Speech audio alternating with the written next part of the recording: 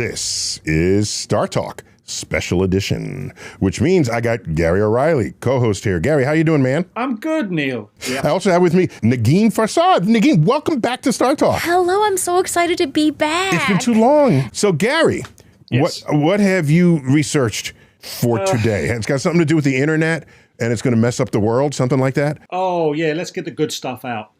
Is the internet too far gone in our lifetimes? The internet has changed from a novelty to a central influence in our lives, and now with the advent of AI, hawked as the potential doomsday for humankind. Well, is it? Isn't it? Today we're going to talk about whether that's the case, how the internet influences our world, and how we can come together and fix it or not. So, Neil, if you will introduce our guest, and I think this is just the right person to discuss this topic. Yeah, there's a uniquely qualified person in the world to address those issues and more, and I've got him sitting right here. Jaron Lanier, dude. Hey, how are ya? Well, welcome to StarTalk. Yeah, we don't use the word polymath too freely today because there aren't many folks. There's so much specialization. But if I were to bring that into the 21st century, I would apply it to you. You're a computer scientist, but interdisciplinary. And what's your title? Prime Unifying Scientist at Microsoft. That's a title? Is that on your business card? It actually is, yeah. Okay, it's actually a joke. Okay, it's Office of the Chief Technology Officer, Prime Unifying Scientist. So it spells out octopus. There are several reasons for that. One is I used to study cephalopod cognition because it's absolutely fascinating. But then there's also that some accuse me of starting to look like one myself. Oh, that happens. That can happen. That can happen. Yeah. And so between those two things, I'm the octopus, yeah. I'm just impressed that that's even a title that one can ascend to. Are you going to break the mold in your, can anyone become you in this? No, the answer is no. Just say no. Well, I will tell you one thing about my role. I have an agreement with them where I can speak my mind, including being encouraged to criticize the company itself, so long as I'm clear that I'm not speaking for Microsoft. And somehow they haven't imploded. I think it actually, I would like to see more people with that role in the tech industry. Whoa. Okay, so in that sense, I don't want to be the last. I'm aware of one other maybe who would be Vince Cerf over at Google, but I think we're the only two. And we really desperately need more of us. Because you know when someone has where they're clamming shut on what you really want them to say about what they're doing. You know it in an interview, right? Yeah, and in Silicon Valley, that's like 90% of the time. Yeah. So you're considered the father of virtual reality, in part because you even coined the term? Yeah. Okay, look, I was young. I've never used drugs, and I blame virtual reality for that. It's served that role. You haven't needed it, yeah. Well, virtual look, reality no, and I live in Santa Cruz, so I'm in violation of a number of local ordinances by not using drugs. Somehow it just hasn't happened. And you've got a book from a few years ago, 10 Arguments for Deleting Your Social Media Accounts. Yes, I do. That was bold back then, and it's probably even more significant today. Well, the thing about that book is that high schoolers are forced to read it. My own daughter was forced to read it. And so whenever I'm in an airport, there are all these high school kids who come up to me and say, "We were forced to read your book." Yeah. For sure. So if you started virtual reality, what were you thinking behind it? Did you think that other people would be not content with their own reality and you have to create one for them? Oh God, no, explicitly not. No, here's my thought about it was that there were two reasons to want to do virtual reality. One was for the extraordinary weird ways that I hope people will eventually start connecting with each other with it, and for interesting experiences in art. I still love all that. Not that the industry's done much of that, but the other reason is that, we're born into this world and we get so used to it that we don't appreciate it. And when you have a vivid enough alternative for a moment, and then you come back to this, normal reality suddenly takes on the amazing qualities it always had, but you can sort of become inured to it. So like you put on the goggles and then you take them off. And like one of the things I used to love to do when VR was very new back in like the 80s or something, I'd put a flower or a cool mineral in front of somebody without them knowing it while they had the headset on, and then take it off and they would like look at this thing and it's like they never saw one before, because in a way they hadn't, And so as a palate freshener, as a point of comparison, it helps you appreciate reality. So to me, it is not an alternative to reality. It's a way to appreciate reality by finally having a contrast, because it's very hard to make a contrast to reality. Okay, but what you think and how people actually use the product don't necessarily have to comport. So anyone I know who uses virtual reality gets lost in it, and regular reality becomes less interesting to them because they're on a hike, they're on a space adventure. There's no boundaries to where they can go. No boundaries, who they can meet, what social life they can conduct. And you yourself look like something out of Star Trek with your jacket here. It looks very future. Yeah, I love did it. you pick that up in a virtual reality future and you're trying to influence regular reality? Yeah. Can I also speak up for a subsect of the population, which is people who put on a virtual reality headset and they immediately want to throw up because it gives them motion sickness? I have two rants I have to give. Can you guys Please. handle a rant? Let me do the rant you just inspired, and then I want to do the rant that you just inspired. For reasons that nobody knows, there's some subsets in the population who are more vulnerable to nausea in VR. I'm one, yes. And they're almost universally female. And they're almost universally not white. Mostly Asian, mostly East Asian. I'm not aware of any study on Iranians in particular, or Middle Easterners. And you're in particular. Iranian? Yeah. Yes, okay. Mm-hmm. Yeah. And so the thing is, all right, let me try to explain to you how frustrating this is. The virtual reality industry in Silicon Valley spent, we don't know quite how much, but based on figures that have been revealed, it's in the hundreds of billions of dollars.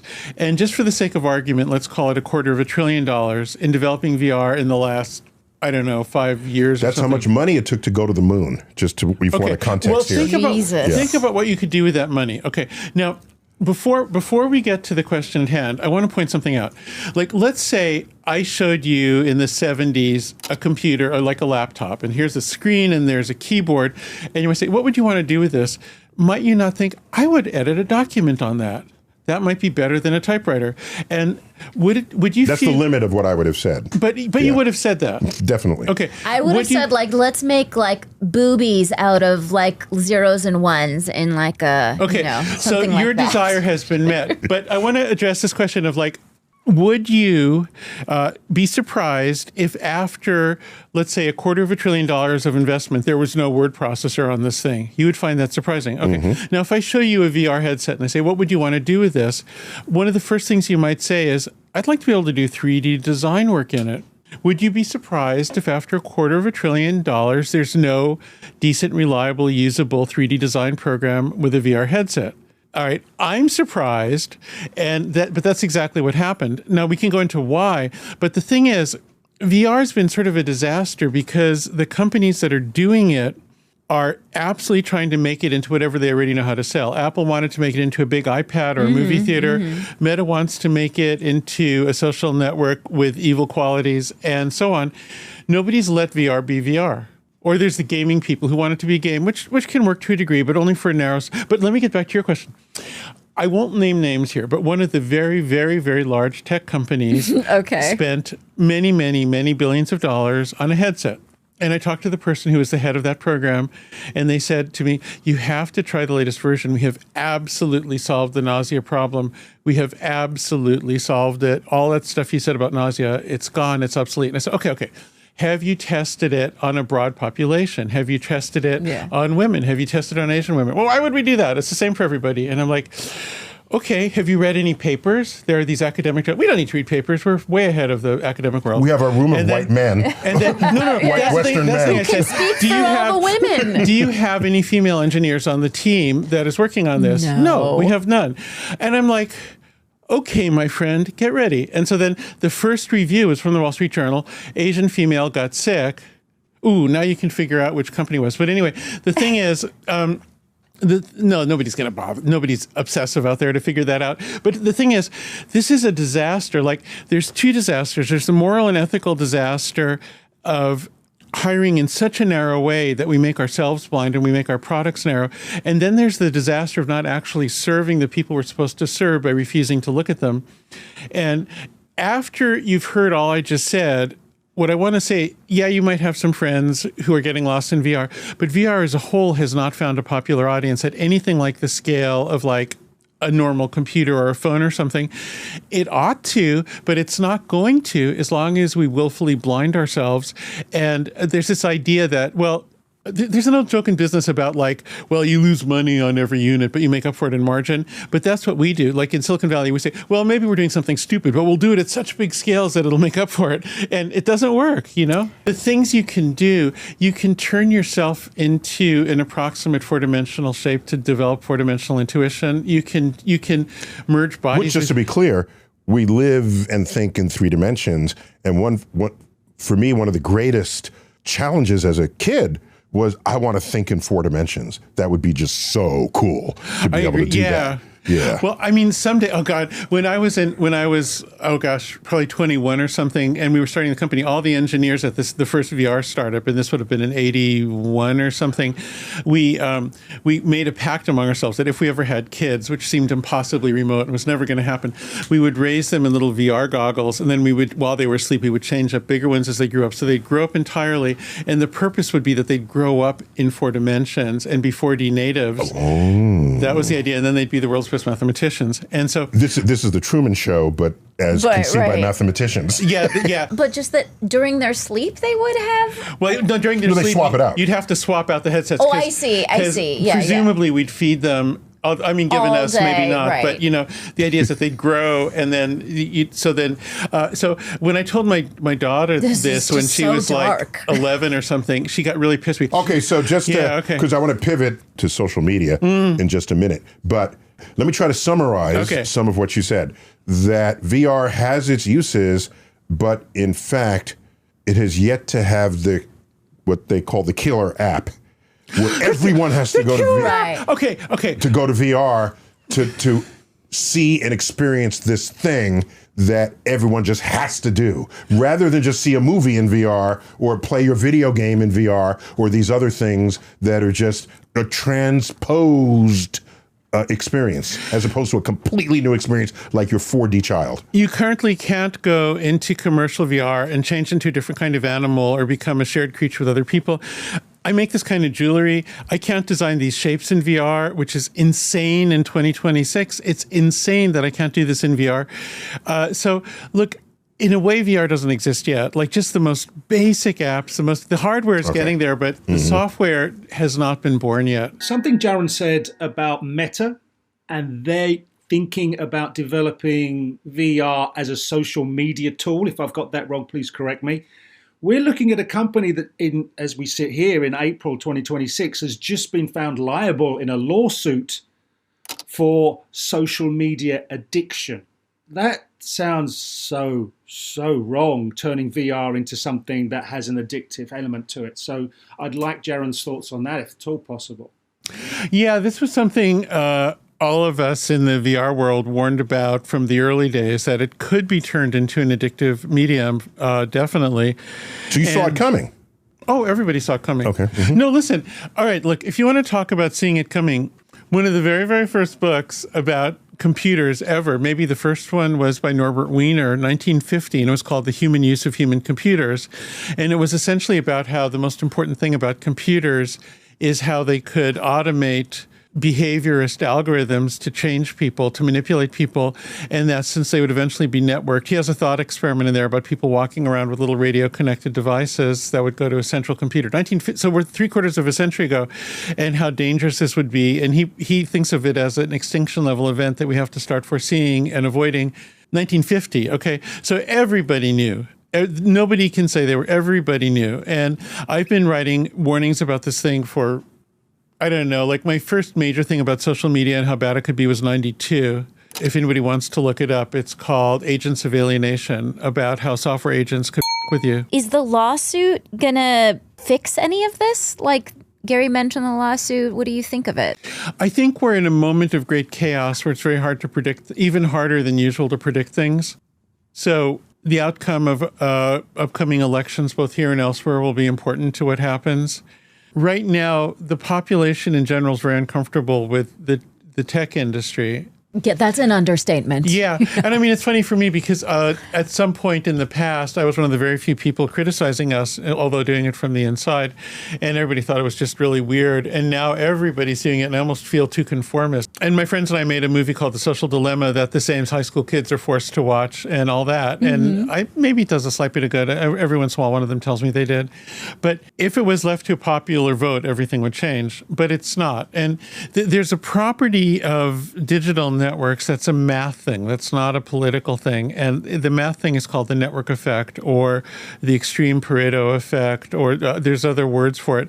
And what happens is when you have a very low friction system of things that are connected together, once there's one node that becomes more influential, it starts, as Andy Warhol put it gets famous for being famous, and it accumulates and accumulates, and you start to have this hyper-centralized power and influence around one node.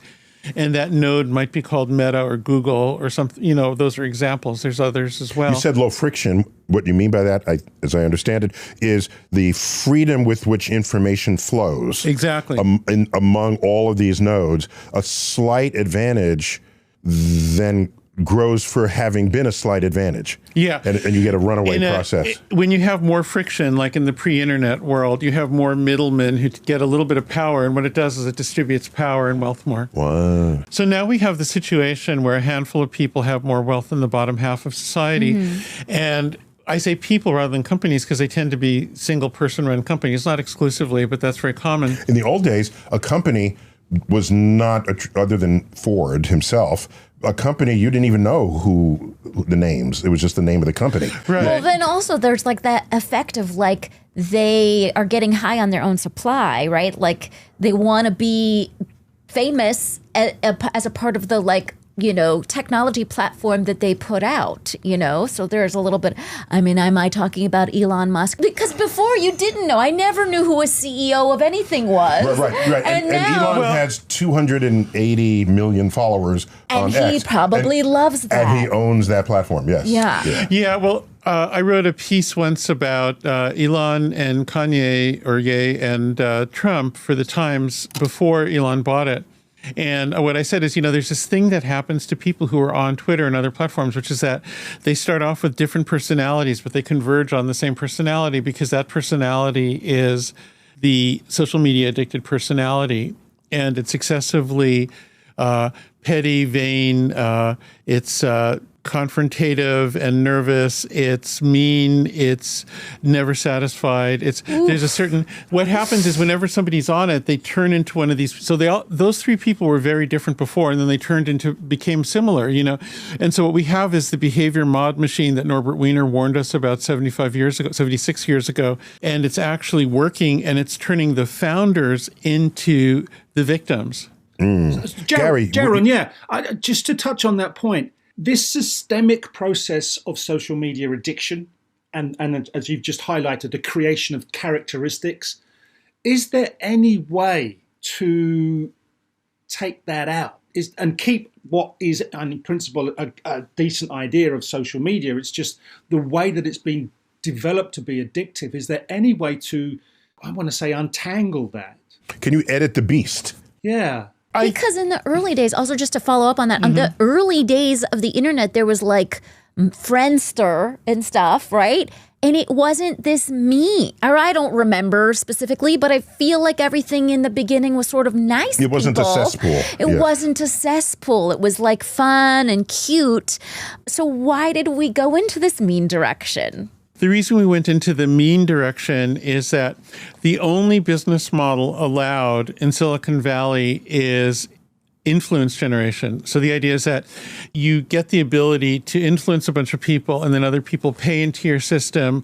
You could say they're paying to be able to influence, but I think the more accurate statement would be that they're paying blackmail money not to be left out of the influence pool. But however you want to frame it, that's a brilliant way to think about it. Yeah. So, but at any rate, because that's the only allowed business model, everybody gets put under the influence of the algorithms, and the side effect of the algorithms are as we've described. Now, as for the it's an outrage magnifier. That's really what it has become.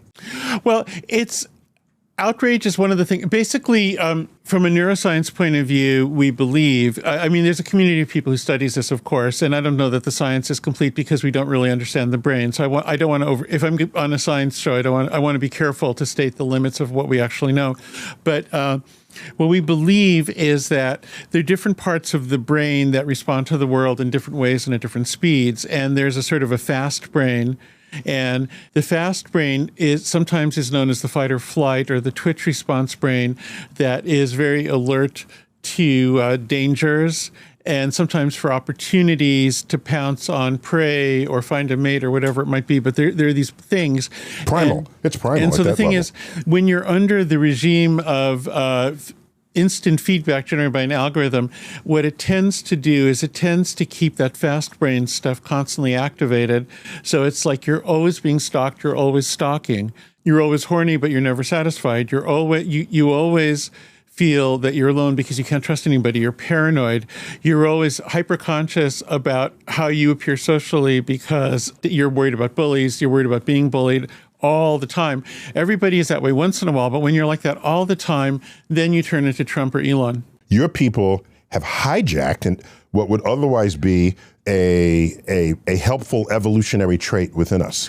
Yes, and I hope that's dangling there in modern times that has much less use today because there's not a lion in the brush, right? Well, even when there were lions in the brush, you had to modulate between being hyper attentive and not. You can't be on all the time and be mentally healthy, even in that environment.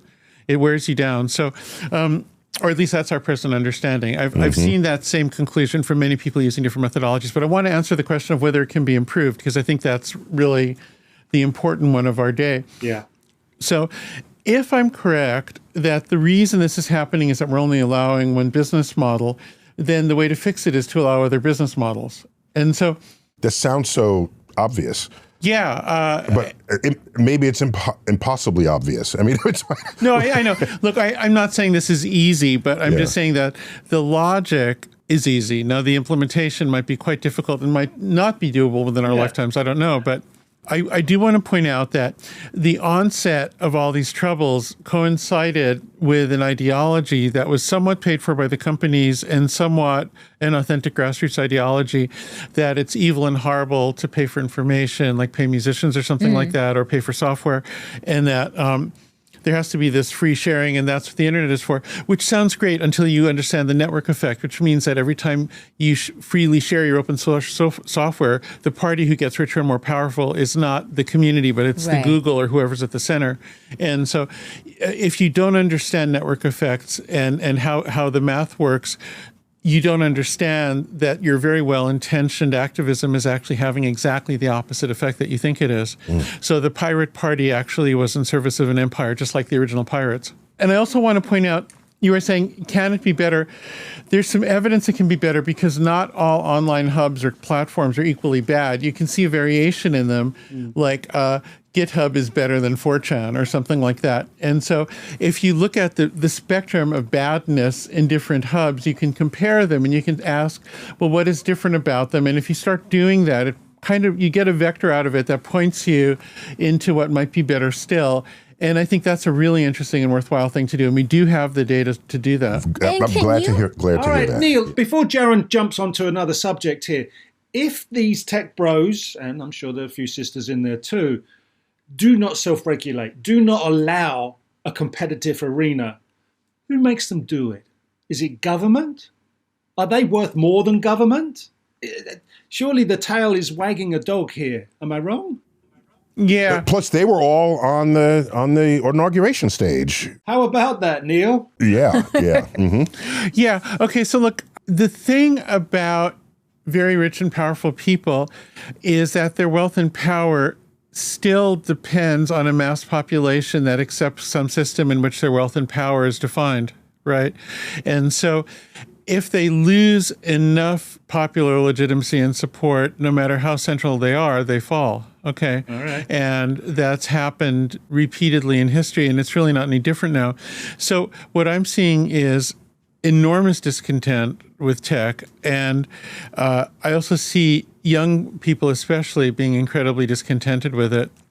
There's another phenomenon which is really interesting, which is that the current generation of young men doing tech, the AI people, are starting to get old enough that they're starting to have kids, and that really changes people. You'll see their character turn around. That really has an effect. So, Gary, where are we pivoting next? All right, before we do, all right, Jaron, let me float this. I'm sure thinkers like yourself have had this consideration. Do we have a delete day, a delete month? And would that ever be enough if everyone just said, you know what? Screw this, I'm going to delete my account. What would move the needle? What would it take to move the needle? I've tended not to try to do things like a delete day, and I'll tell you why. It's because each person is different. Like what I called my book 10 Arguments for Deleting Your Social Media, but I didn't say that you should do it. There's some people for whom it makes sense, and I don't think those people should be put under social pressure or shamed. I really don't. I don't think that gets us anywhere. And in fact, it just puts us back in the same game we're trying to get out of. Can I tell you what I did? I noticed over the years, because I have a pretty high following in social media, I noticed that if I ever posted something that was or even was adjacent to an opinion, people who didn't agree with the opinion would attack it. They wouldn't say, oh, that's interesting. Here's my opinion. What do you think of that? They would attack it. And that attack mode was highly revealing to me because it showed me the anger that people had with any views that differed from their own, and that there was a militancy of people's attitudes that I had not ever seen growing up when people had different points of view. So as an educator, I want to be effective. I don't want to fight if I don't have to fight. So I navigate that. And so I no longer post opinions, I post perspectives. And people might still react in an opinionated way, but I don't want to give up that platform if, as an educator, I can continue to deliver perspectives that do not jump into the cesspool that surrounds these islands of learning. So that's what I've done. So your 10 reasons for deleting, I love them. But let me find the reasons to not delete, and that's where... Well, okay. So I climbed out of that hole. My working theory is that 1/3 of people on any digital platform benefit from it, and 2/3 suffer from it. Now, I'll tell you where that comes from, because it's an ironclad scientific argument. Right, so you didn't just pull those numbers out of your ass.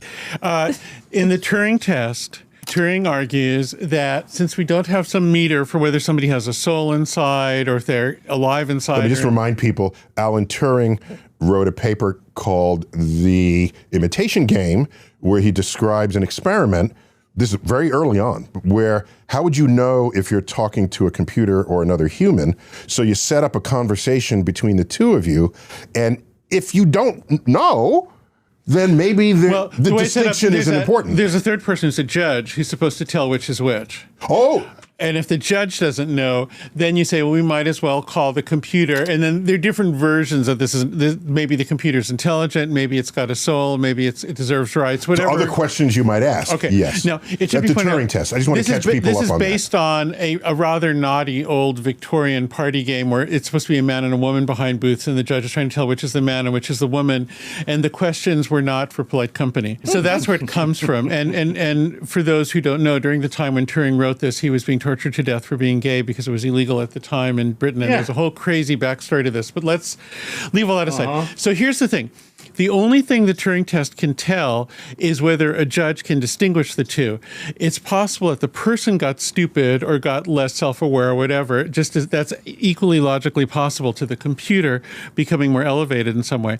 So you can't tell if the computer got stupid or the person got smarter, but there's two people in one computer because there's the contestant and the judge and only one computer. Therefore, there's a 2/3 chance that a person got stupid and a 1/3 chance that the computer got smarter. So therefore, 2/3 of the people on any digital thing, whether it's AI or whatever, are going to be degraded by it. But 1/3 will see a genuine benefit. And I think you're in that 1/3. Yeah, okay. And I also Thank you for that affirmation, because I always felt uncomfortable given what I see going on these platforms. It might be an affirmation or an ascertainment. I also just think like 3/3 of people would benefit if it just wasn't on a phone. Like if social media wasn't on your phone and then you had to like designate time for it, like as a going to your Okay. laptop, wouldn't that like do the job? Read the final chapter of 1950, Norbert Wiener, founder of cybernetics, before anything in computer science. Final chapter says, just as a thought experiment, imagine there was a small portable device that's radio connected you could carry around that undertook behavior modification things. This would destroy civilization. However, I, as one of the world's leading scientists, assure you this is physically impossible. So Gary. Yeah. Sort of stringing this daisy chain of thoughts that Jaron has and just bringing them sort of to one place. We've seen this lawsuit against Meta and social media addiction, and now everybody's calling it that sort of 21st version of big tobacco. Is this just the warm-up for something that we could find ourselves in with AI? Because if we're talking about AI and responsibility for actions AI takes, are we not back to this simple lawsuit of this time it's not social media addiction, it's an artificial intelligence? I work on AI. I work on it all the time. I think that the kind of AI we're doing right now can actually be a benefit. I think we're spending way too much and taking up way too many resources on data centers. I think there are various ways we're doing it that are a little foolish and simple-minded. I think a lot of the claims are overblown and somewhat theatrical rather than real. But I do think there's a core there that's important in a few different regards. The reason I'm going to say this is that I don't think that having big tech companies is a bad thing or a necessary evil. I think there's some big jobs that need to get done by big companies, you know. So what I'm hoping is that corrections can happen in a gentle and constructive way instead of some,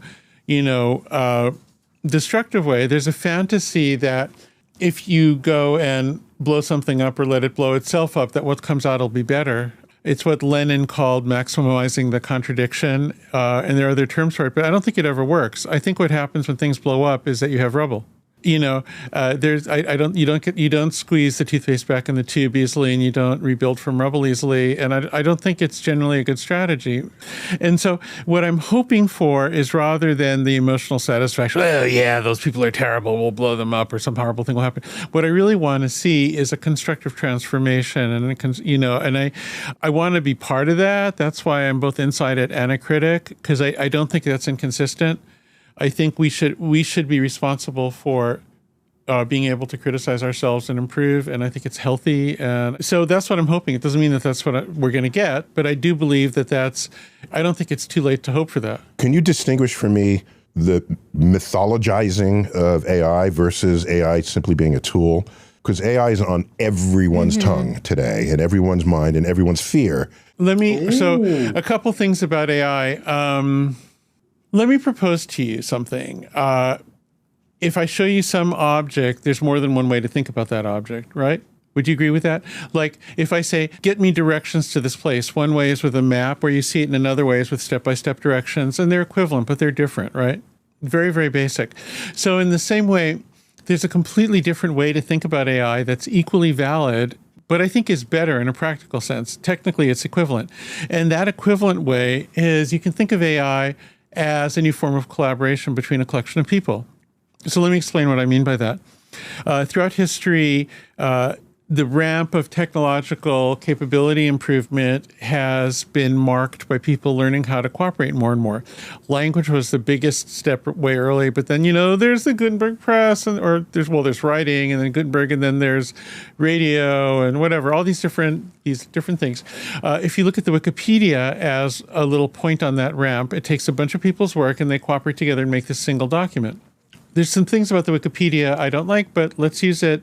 There's a lot that's great about it, So now you can think of large language model AI, the kind that's on everybody's mind, as a whole bunch of people whose work was combined into this single document, like the Wikipedia. It's much vaster. Their contributions and their efforts were much less voluntary. There's a lot of things that are different, but fundamentally it's the same kind of beast, right? Now, if you think of AI as a collaboration of a bunch of people instead of as some new entity, you haven't said a single thing technically. It doesn't make any technical difference. It doesn't change any code. It's just a different perspective. But when you have that perspective, suddenly new avenues open up that are amazing, and it's a better way to think about it. I'd like to get into some of the reasons you'd want to think about it that way, because they're very profound. But why do people want it to be a creature? Why do they want that? Why do they want it to be an entity? Well, there's a few reasons. One is you're a young man, you think the world owes you everything, you get paid a lot, you think you're the center of the universe.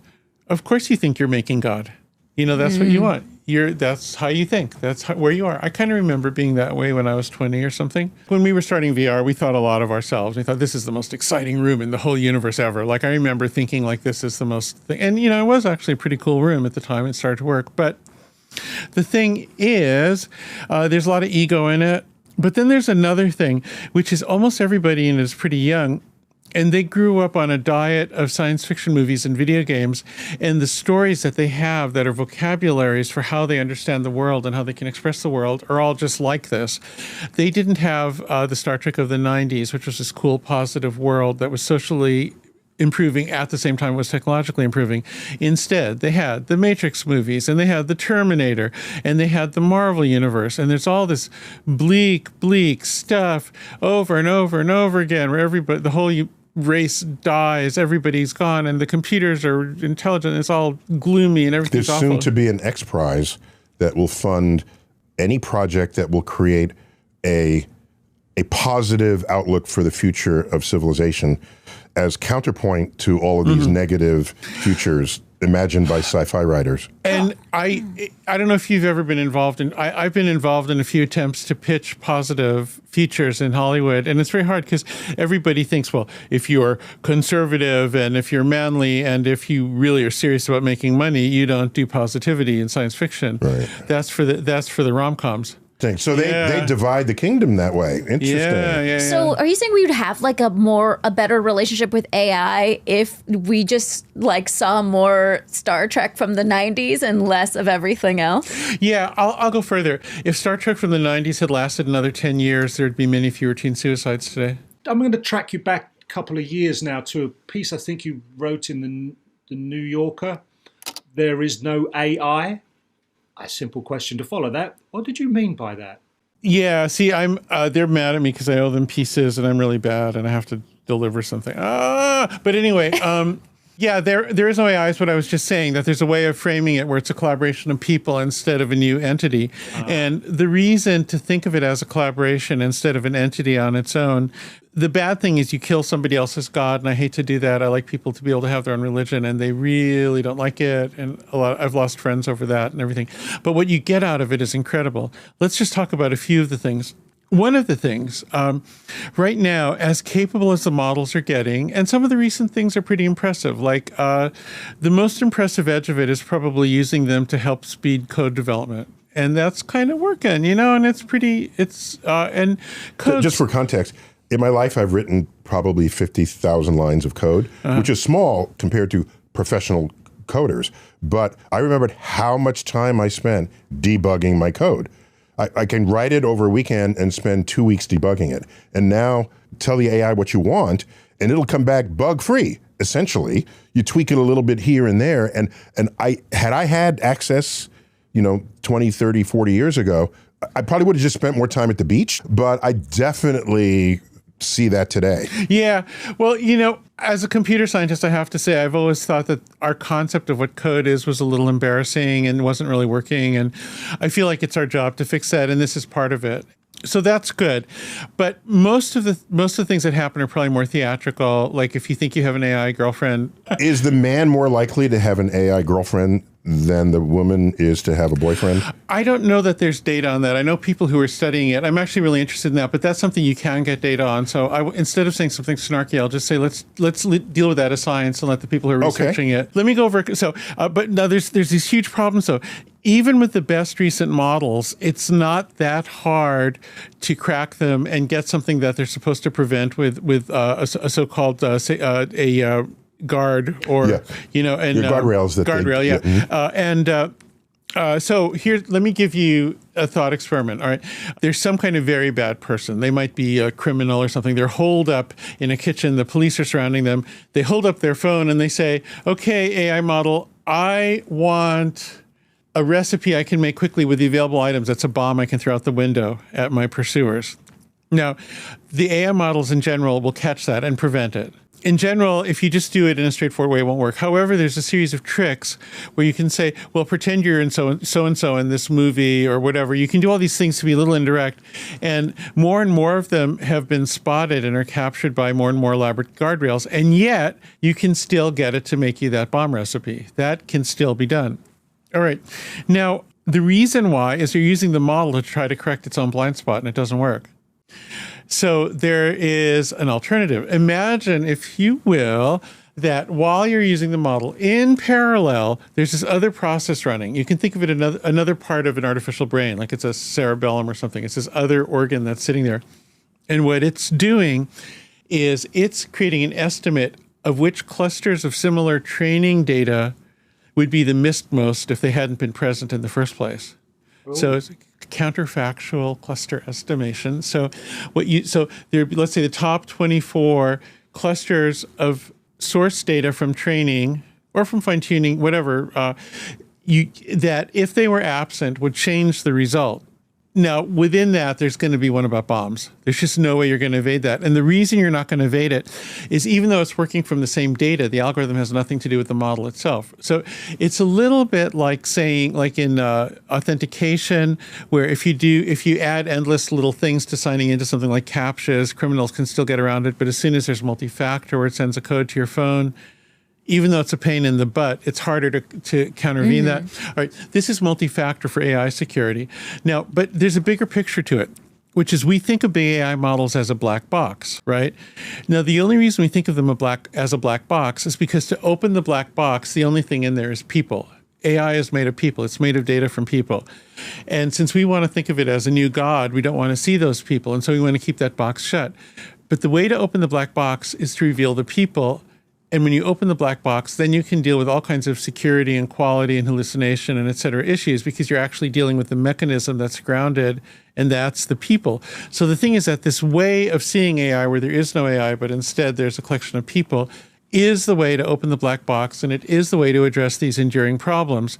So it's practical. The other thing I want to say is, right now, if you think AI is an unopenable black box, if you don't want to admit that it's made of people, that it's just this thing that'll replace people, then you have to think, well, everybody's going to be obsolete. So young people now keep on hearing, well, you don't need to go to school because you're worthless anyway. Nothing matters. But here's the thing. Nobody believes that. What happens, no matter how much blockchain or other trickery you use, because of the way digital networks work, there's always actually centralization, hyper-centralization due to network effects that'll occur somewhere in this very open network you're building. So there's going to be some center of control for whatever this universal basic income thing is. Whenever you have that, bad actors are tempted to seize it and eventually succeed.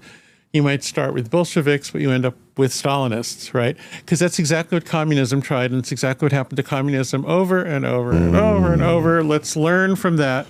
So it doesn't work. And also everybody just feels bummed about it. Who wants to live in a society where they're told they're worthless and they have to be a good pet? You know, like that's terrible. The thing is, if you recognize that AI is made of people, maybe you want to incentivize new classes of creative people who create new kinds of data for new things that we can't even imagine yet. And maybe there's an exponentially expanding endless future of new kinds of creativity that we can't articulate with new people doing creative jobs we can't imagine. And I want to ask what's wrong with that future. I want somebody to tell me why we don't want that. That's how I've been trying to think about AI as well. But you have to not believe in AI to think about it. Well, I think of it as there are these creative tasks that were not fundamentally creative. They were more sort of aping other forms. And to be truly creative is to go where AI wouldn't know where to go yet because it's based on what other people had done. So, but see, here's the thing, though, is that if we think of AI as the way it is now, then as soon as some creative person starts to do something new, the data's grabbed, and then the AI is doing it just like, AI will make your movies, AI will make your music. You don't need to be a musician because AI will make you optimized music on Spotify or whatever. And so then you live in an infinite future of slop. And even the creative people get absorbed into the slop instantly. So in order to believe in an infinitely creative future, you have to stop believing in AI as a thing and believe in human collaboration as a thing. Is anything that you've just described related to this term I only recently heard, data dignity? What does that mean? Data dignity is the term that many of us use for exactly the set of ideas. And so the idea is that data only comes from people. Data doesn't come from angels. It doesn't come from It doesn't come out of the dark matter or something. A tablet in the sky, right? Yeah. It comes from people. It comes from the work of people. It's also sometimes called data as labor. Actually, can I do a slightly side rant on this? Do it. That's slightly a You have the best rants of anybody, just so you know. Okay. Look, there's part of the ideology that makes AI into like a creature instead of a collaboration also wants to think of information, of bits, as being this ethereal thing that's free and infinite. And you see it all the time. Like the musicians used to be paid because there's an act of Congress in the US called the mechanical, where every time you reproduced a sound wave mechanically, the musician who made it had to be paid. But then when we moved to digital, they're saying, well, bits aren't real, so we don't have to pay people. You show me a bit that didn't involve work. You show me a bit that didn't disperse heat. You show me a bit. Now you might say, well, any one little bit is so tiny you can't measure it. And that's true. However, look at data centers. Like when you make enough bits, they take up more energy than anything. This is physical. Information is physical or it's nothing. Okay, it's physical or it's nothing, and it's not nothing. It's physical, and so like this idea of wispy stuff, it's really terrible because it encourages us to overspend on data centers that we don't need in a race for a winner-take-all thing. Just in all fairness to the history of this, I distinctly remember in my field as a scientist, we did not want to pay for software. We would pay for a computer because that was a tangible thing. I know, yeah. But software, so there was a big push for open source software. Philosophy would overstate what's the drivers. It was just we entering the field of computer science, just as scientists and consumers, did not think of information as something you would pay for. Yeah, I know. And I was around for that. In fact, an old friend of mine from Cambridge started the free software thing and the open source software thing. And there's a long, amazing history of that. And here's the thing about it. Well, you know what finally converted us? When Microsoft Word would just have continual updates and it kept getting better and better and better. And we said, somebody's laboring Working to make this better for me. Yeah. And it was slow, but it happened and it was very real. The thing is, we've only ever been given two choices. Either software is insanely expensive. Like right now, I do, for anybody who knows about this, I do 5-axis milling of stuff for jewelry. And man, the 5-axis mill software costs more than a nice apartment, per year, forever. And it's really frustrating, except in China where they believe in industrial policy and it costs very little and all these little startups can access it. And I'm like, oh, what is wrong with us? Wow. But here's the thing. So 5-axis, you would be drilling into a solid piece of metal in different ways. Yeah, and in my case, I'm doing stone. But yeah, so what you want to have 5 degrees of freedom to control the drill bit. Sure. Yeah. Mm-hmm. But the thing is, there is a third choice. There's free, there's insanely expensive that shuts the world down, but then there's affordable. There's an in-between, okay? And the thing about affordable is that then your grad students have jobs. Mm-hmm. Because then they can make that stuff, And right now, if you're a physics teacher, your grad students don't necessarily have jobs, and they have to come to me, and I have to bring them down a few notches and to become computer scientists, and I feel really scummy about it. And so I really think that we made a mistake there. We weren't looking at the whole system. I think that even the cheapskate scientists out there would have paid a reasonable amount, but you weren't given that option. You were told either it's a disabling huge amount, which is absurd, or it's free. Both of those are not the right option, right? Okay. The extremes are not the right option. And this is something people have a hard time with. They want to go to extremes. People are binary thinkers sometimes, but actually there's an in-between. And in the in-between, other people have jobs, and there's a real economy, and what goes around comes around, and things are better. And it's the in-between that we need to find, okay? Yeah, like the economists talk about marginal cost. We need to also, if you look at marginal cost, then like affordability ends up emerging. Yeah. And what we're seeing right now is either an apartment is so expensive that it's only for somebody who is like royalty from another country or something, or you're on the street or something like that. That's an exaggeration, but we're getting there. It's what people call the K-shaped economy. Just a quick thing, and I want Gary to keep pivoting us. It was a Starbucks one time, and I said, I want a medium something that I ordered. So we don't have medium. We just have like small and large. But I want very medium. There's the idea that you can do something in the middle and have it be very that, because you can make something really small and really big. Yeah. We can think that way, but the binarity of our brains prevents this middle. Yeah, I'm afraid that the standard distribution is going to be outlawed. Just to tie a bow on that, the element of extremities never seems to work out as well as you'd hoped. So, Jaron, talking about the internet, how do we set guardrails for enforcing privacy? Oddly, I have a weird personal history with the question of privacy because something like a quarter of a century ago, through bizarre circumstances, I co-founded this board called the Data Protection Advisory Board for the EU. And I co-founded it with a guy named Alessandro Buttarelli, who has passed on since. And he was a prosecutor from Sicily who was known for putting mob figures in jail and had survived a bunch of assassination attempts. And he got in touch with me and said, I'm the only guy who's not afraid of you Silicon Valley people. I deal with the mob. I don't care about a bunch of nerds with money. We put together some ideas about protecting the data of European citizens. And then that thing, combined with some other things, and gradually over decades turned into this thing called the GDPR, which is the European Privacy Framework. And since I was part of the start of it, I think I'm okay. I think I have some standing to say that I'm kind of disappointed in how it turned out, although it's better than nothing and there's some good things about it, and it's better than what we have in America. But the problem with it is privacy is one of those words that you think you understand until you really try to sit down and define it. And then you might discover that you don't quite know what you meant. It's a very difficult word to actually nail down.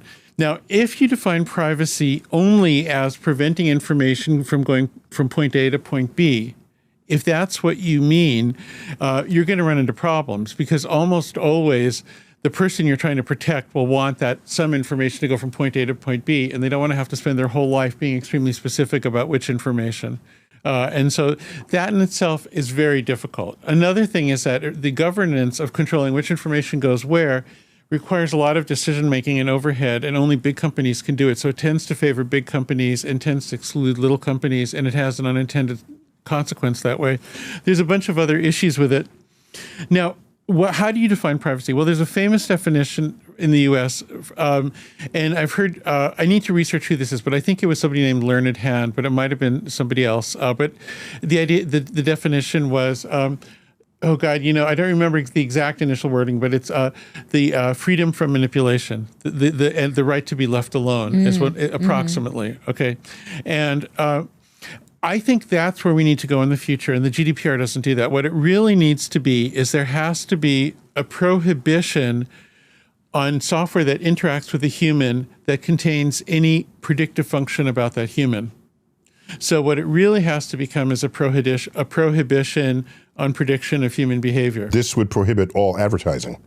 It would prohibit targeted only personalized advertising. Oh, it would only manipulative advertising. It would not prohibit advertising messaging. It would not prohibit expressive advertising. It would not prohibit lying. It would not prohibit obnoxious advertising. It would not prohibit cloying advertising. What it would prohibit is advertising that has a model of you that predicts your behavior in a feedback loop.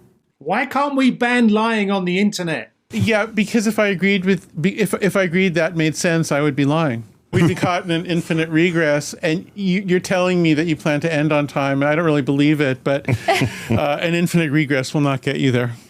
This whole conversation is giving me like heart palpitations, because it makes me feel the same way I feel when there's like a pop-up window asking me to manage cookies and I don't know how to answer it ever. And I either decline or accept, or I never know what to do. And I'm just like, I feel like the other component of this is regular human beings like me literally don't know how to even do anything about our own privacy. Well, see, no, those windows are from the GDPR. That's my fault. I'm sorry. Bless their hearts. Right, because it began in Europe. I remember that. Yeah, no, that's our thing. That's the thing I was just talking about. That's one little tendril Control of it. your cookies and be glad you have that option. No, I'm glad. You just insulted my guest here, saying that you don't know what to do. Thank you for those pop-up windows. However, I just feel like I can't be the first person that feels at a loss when they come up. Or like those agreements you click through to do anything. Nobody reads them. No. I once gave a talk to the lawyers who write those agreements, and I said, I want to see a show of hands. Who's read anyone else's agreement ever? And then I said, who's really read all the way through the ones you're responsible for? And there were like a few hands, but they were sheepish. It's like this bizarre ritual we go through. It's called competency theater. It's like we do these things to pretend we have digital competence, but they're actually meaningless. Yeah. So what's the future of that? Where are we now, and where's it going? Okay, the future is that human beings will do nothing but enter long strings of letters and numbers for their entire lives. As I remembered it, the amount of information any of us are putting on our social media, what your relationship status is, how old you are, where you live, what your previous jobs are. It's also on LinkedIn. So what does privacy even mean? The amount of privacy, the amount of information we're just handing out. We just give it up. The KGB would have given their eye teeth to obtain. No, I know. 50 years ago. No, but that's why I'm saying that controlling information flows is very hard. But I think we actually could prohibit certain algorithms, and I think we should prohibit predicting human behavior. Okay. I think people should be allowed to be responsible for their own behavior, and we shouldn't have algorithms that are modifying it or predicting it. And the only reason to predict it is to modify it. There's no other reason. And what's this case where someone went online to buy a pregnancy test or something, then all of a sudden she started getting ads for diapers? Oh, that's 30 years ago. No, you're way behind. Right now, any of the big internet companies know where in their menstrual cycle every woman in this room is. Oh my God. And right now, and that's been true for at least 15 years, by the way, every big internet company knows a lot about our health, a lot about our diets. They're like these models are insane, and I don't think they're ethical. I don't think they should exist. I think people have to be. I don't think people should try to figure out how to click the cookies pop up, because it doesn't mean anything, and it's just like this useless cognitive overhead. It's theater, like you said. I think privacy has to mean not being toyed with. It has to mean that there's not some evil eye looking at you trying to think about, how do I get in? How do I get to you? How do I get you? Like, that has to be what privacy is. Does the internet still have a pulse, or is it completely dead? All of you can rest assured that we have your very, very best interests at heart. We are calculating ideal futures for you. Yes. Actually, I wonder, it's kind of a funny thing. If you asked one of the language models, Jaron Lanier just said this snarky thing. What did he really mean? You know what's funny is that both Claude and ChatGPT generate excellent defenses of data dignity at this point, because enough people have written about it. It's kind of funny. Yeah, people send me, I get emails every day from, you won't believe what this AI chatbot said. So Claude is the chatbot for Anthropic. Yeah, that's right. And ChatGPT is for OpenAI. OpenAI, that's gotcha. right. Okay. Yeah. All right. If, without saying it, we're saying that the internet is broken and awash with bot slop, if we go in there with a bag of wrenches and a couple of screwdrivers, what are we needing to do to reinvigorate, to renovate? Okay. And by the way, right now I'm in the middle of a lawsuit against Anthropic for pirating 12 of my books. Same. I mean, I opted for the settlement. Okay. But either way, they scraped my stuff and I don't like it. So I have a really funny position on these lawsuits, which is, with everybody's knowledge and everybody's eyes wide open and everybody's agreement, I'm both on the board of the Authors Guild and I'm a prime scientist at Microsoft. So I sued myself. Maybe a series of lawsuits will set a ball rolling that will make all the purveyors sit up straight in their chair. Okay, well, and reapply the guardrails that maybe should have been there from the beginning. So look, let me speak seriously for a second on these lawsuits. So I'm also a writer. I have a bunch of books, and I also have been, in the class for these things. The issue I have is that the available remedy that you can get in the existing American legal system, which the Authors Guild and others have pursued, and I love the Authors Guild. It's led by Mary Rassenberger, who's amazing, and it's great. It's a wonderful organization. But the available remedy is a class action remedy, and what I don't like about that is that's one step towards universal basic income, where it's like this giant wash for a lot of people, and that's really problematic for me. I need to see the data dignity solution, which is an ongoing economy of creative data that's not controlled from the center, and is not controlled by some lawyers, and that's not a big flat negotiation for a bunch of people, because that's where the future of creativity can be funded and respected and treated as a real thing. this is only about the past, and it's about a flat past. And so I actually don't think it's right. So I understand it's the available solution that can be pursued by the current configuration of things, yeah. And so it's complicated. And like I say, I actually can see the different people's points of view because I am the different people. I'm in a very weird situation in this thing. I hope my peculiar path through all this has led me in this series of third positions that might make some sense. They might not be perfect, but at least I want people to be more aware that there aren't only binary choices in this thing. Well, you've been highly enlightening to us all in this conversation. And I thank you for taking time out of your schedule on the East Coast to join me here at my office at the Hayden Planetarium to enlighten us all on the past, present, and future. And Negin, thanks for joining us again. Yes, thank you so much. It's really How do we find you online? Where are you? You can find me at Negin Farsad on all the socials that you should also be deleting. And we got Chuck Nice, baby. How you doing, man? That's right. We put up the bat signal to call in the geek in chief, Charles Liu. Charles, how you doing, man? Good to be back with you all. Charles, you're a professor? Yes. Is it physics and astronomy or just astrophysics? Both of those, yeah. Yeah. At City University of New York on Staten Island. Yes, that's right. And you also, I'm loving the fact that every couple of years there's a book that comes out of you. Most recently in the Handy Answer series. Yes. There's a series of books where, you just want to, they're not going to insult you by saying it's for dummies. That's right. They want to elevate you and say, we know you're curious. We know you've got questions. And so this one is the handy quantum physics question book. Yeah. Yep. Right here. That's it right there. Oh, sorry. The handy quantum physics answer book. Man. That's right. That's right. Question book. Right. You see, these days, answers we have, right? So if you want an answer, here it is. But what we really need to do is to know what questions to ask next. If we're moving forward in the science, this is a guidebook, right? It's not a textbook or anything, but it's like, here, you want some answers? Here they are. And a lot of people, they've heard, quantum is all the buzzwords lately. It really is. And they just want to become fluent in it, which is a great way to make that happen. Right. Now, we solicited questions from our fan base, but we told them that they were going to you. Oh. So those who are already plugged into your geek and chiefitude probably are going to take us there. But I haven't seen the questions. So who's got the questions? Gary, Chuck? Yeah, which one do you have? we do. We do. Chuck and I. I'll start us off. It is my understanding that quarks always exist in pairs, and separating the pairs creates enough energy to generate a new quark. Here's my question. If the universe ends in a big rip, that means that everything right down to quarks will be torn apart, but tearing apart quarks generates new quarks. Could this mean another Big Bang? If so, does this provide evidence that our current universe is simply one in an infinite number of universes that emerge, exist, then undergo another big rip from the infinite past to the infinite future? And that's a variant on an earlier question that we got that none of us could answer. If a nucleon is falling into a black hole and the tidal forces become so great, it breaks apart the nucleon into quarks, and then it wants to break apart the quarks. It breaks apart the quark, it forms two new quarks. And it just keeps doing that all the way down to the singularity. And it seemed to me you would have a quark catastrophe if that kept up. We took it to Brian Greene. Greene. Okay. Everybody's scratching their head. This feels like the same kind of question, Charles.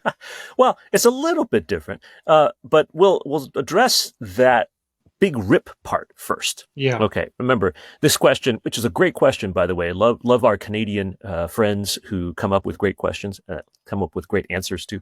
The issue is that the big rip is a scenario of the expanding universe and the end of the universe that is true only if dark energy has a particular kind of characteristic where it's kind of negative. Okay. That's known often as the phantom energy scenario of dark energy. And for that to be true, then that would mean that when quarks split up because of some sort of internal energy, not like what we're trying to do, but like some sort of a dark energy split, they won't create new quarks. So why not? The solution, because of the dark energy characteristic, the phantom dark energy itself basically allows for the creation of negative particles or negative energy particles. And these things don't exist as far as we have ever found. Wait. So we split the quark, then I have an isolated quark sitting out there, minding its own business? No, you split the quark and it becomes something completely different. It doesn't become quarks anymore. Oh, so it's you a wind different up with a decay of sorts. It's a different reaction. Right. So you're not worried about that aspect of things if it's not a big rip. If you want me to circle back to what Jana and Brian were trying to talk about, I don't have any more insight than they do. They are much closer to the forefront of quantum research than I am. But what I would say is that you're thinking of a quantum particle, like a quark, like a classical particle, which feels tidal forces, right? If you think of a quark instead of a thing that can be pulled apart, like our bodies, like from our noses to our feet or something like that, then you get this weird catastrophe. But if you think of it as a packet of energy or quantum information, then as it falls in, it doesn't get stretched physically. It gets changed in a way, perhaps because of the tremendous gravitational tides and influences, but it will not actually wind up with more quarks. You'll wind up with a bundle of energy going to the event horizon and the event horizon growing to encompass it. That's my intuition. I think I would have to work the math out to make sure. But Morgan's question is predicated on the fact that there is a big rip. Correct. And therefore it becomes rinse and repeat. But what if there's no big rip? That's right. Right now, the odds are there is not going to be a big rip. Based on because of the necessity, the condition that a big rip requires, as far as we know, this idea of phantom energy being the dark energy component of the universe. And that would imply that we should see negative energy particles popping out in the universe, like randomly being generated. Do they have negative gravity? They would have negative gravity. They would be able to so we can make push wormholes. Space forward. The Alcubierre warp drive, for example, could be found. All those kinds of things. We could make wormholes. That is another possibility, but we don't see them. We haven't seen a single wormhole. We haven't seen a single white hole. So the existence of those things has not yet been confirmed and appears to be contradicted or refuted by the fact that we don't see these things. That phantom energy is not what dark energy actually is. But that's just the opposite of in math. Since we don't know, so then what is dark energy, Chuck? I don't know. Yeah, I have no idea, but I'll tell you something else that's been really interesting. Maybe we can save this for later in the show if there are other questions regarding this. But I was at the American Astronomical Society meeting not too long ago in Phoenix, and I was just so happy. There was just a lovely time. I'm still basking in it, even though it's been a little while. But one of the last speeches, one of the last talks in that conference was about the nature of dark energy. The Dark Energy Survey, which has now gathered information about 15 million galaxies and where they're placed in the universe, seems to show that what we have counted as dark energy, the cosmological constant, is probably not constant. It looks like it's actually changing, which is really amazing, which adds still more speculation as to what this dark energy actually is. Because you have to account for the fact that it looks like the universe doesn't have a constant cosmological constant. And just to be clear, our assumption that it was constant comes directly from Einstein's equations. Correct. Which his equations require it be constant. That's so right. if it's not constant, it means Einstein's general relativity is missing something about it as a model of the universe. It just means that lambda, the number that he had put as a number, is a function of time. It changes the equations. It means that Albert was just, and he himself admitted it, it was a temporary thing that made the equations work. He had no idea if there was anything physical about it, right? And so now we're actually trying to see whether Albert's prediction of its existence is leading to something physical. And so the fact that it might be dependent on time or the age of the universe is further evidence that it is something physical and not just mathematical. Oh, snap. Yeah. Okay, so Albert but was that pretty awesome. Really makes things super freaky then. Like if you're factoring in time as part of the equation, that's insane. It's a whole other dimension. I mean, you've opened up a whole new world. That's right. You know? That's That's right. crazy. That's right. It So just shows God. it shows you how far away from knowing certainty we are. absolutely, 95% of the material in the universe is still wholly unknown to human science. I would have worded that slightly differently. I would say 95% 5% of what is driving the universe is unknown to us, rather than 95% of it, the material. Yeah. Because I don't know if it's material. Who knows what it is? You don't know. Yeah, what it is. right. You Yes. don't even know if it's material. We can't even say if we can call it material. Right. Yeah, I use the term material to be as general as possible. I didn't call it matter. I didn't call it energy. I didn't call it particles. Right. Right. Yeah. I mean, an even better ambiguous word would be like the stuff of the universe. Stuff. Right. Stuff. Yeah. Wow. And for those who want to be ego stroked, this is the opposite of that, where, we're not even the majority of the stuff in the universe. Right. Right. This is Raphael, who says, the behavior of light seems to be intrinsic to both relativity and quantum mechanics, yet the two systems cannot be reconciled, at least not so far. Is there a single explanation for this? And is the imposition of observation or measurement an obstacle that just can't be overcome? The key to the answer, shall we say, Raphael, and again, an excellent question, is we have not yet reconciled the situation. You see, general relativity's mathematical equations operate well down to a particular limit. But at that limit, it stops working in terms of how it explains how the universe works. Could you just give us a little overview there? Because you say that, but what you're saying requires a lot of understanding. Sure. Real basic. Yeah. Okay. Einstein's general theory of relativity, in very general terms, talks about space and time and how that interacts with us. Quantum mechanics, this quantum realm stuff, it deals most with like matter and energy on the tiniest scales and how we interact with that. Mm-hmm. Okay. When they come together, space and time, matter and energy, they seem to have a problem getting through from one to the other. In other words, the math of quantum physics doesn't work really well when we're talking about space and time. And the mathematics of general relativity don't seem to work very well when we're trying to talk about little subatomic particles. So there's some kind of shotgun wedding waiting to happen, with somebody has a new way to bring them together. Once you can combine them, right, then we're in good shape. Now, people are working on this. Light does seem to be a place where you both somehow, for example, have a maximum speed of light, right? Speed of light is the maximum speed at which any object can move through space and time. Meanwhile, matter and energy, right? Light is both a particle and a wave, and it's energy which can be converted into matter, things like that. So light does seem to be some sort of linchpin in this sort of shotgun wedding that Neil was talking about. But it might not be shotgun. I'll venture this. Neil, you and I both know a very, very, very good guy named Jacob Berendis. Jacob is a preceptor at Harvard University, and he has recently when I was in graduate school, he was in high school, and he programmed my website at the time. That's the same Jacob Berendis. It's that same Jacob Berendis, yes. Wow. But yes, that Jacob, who is now a preceptor at Harvard, he has written and published some articles just recently. He's an example of one of the many scientists that's trying to tie these systems together.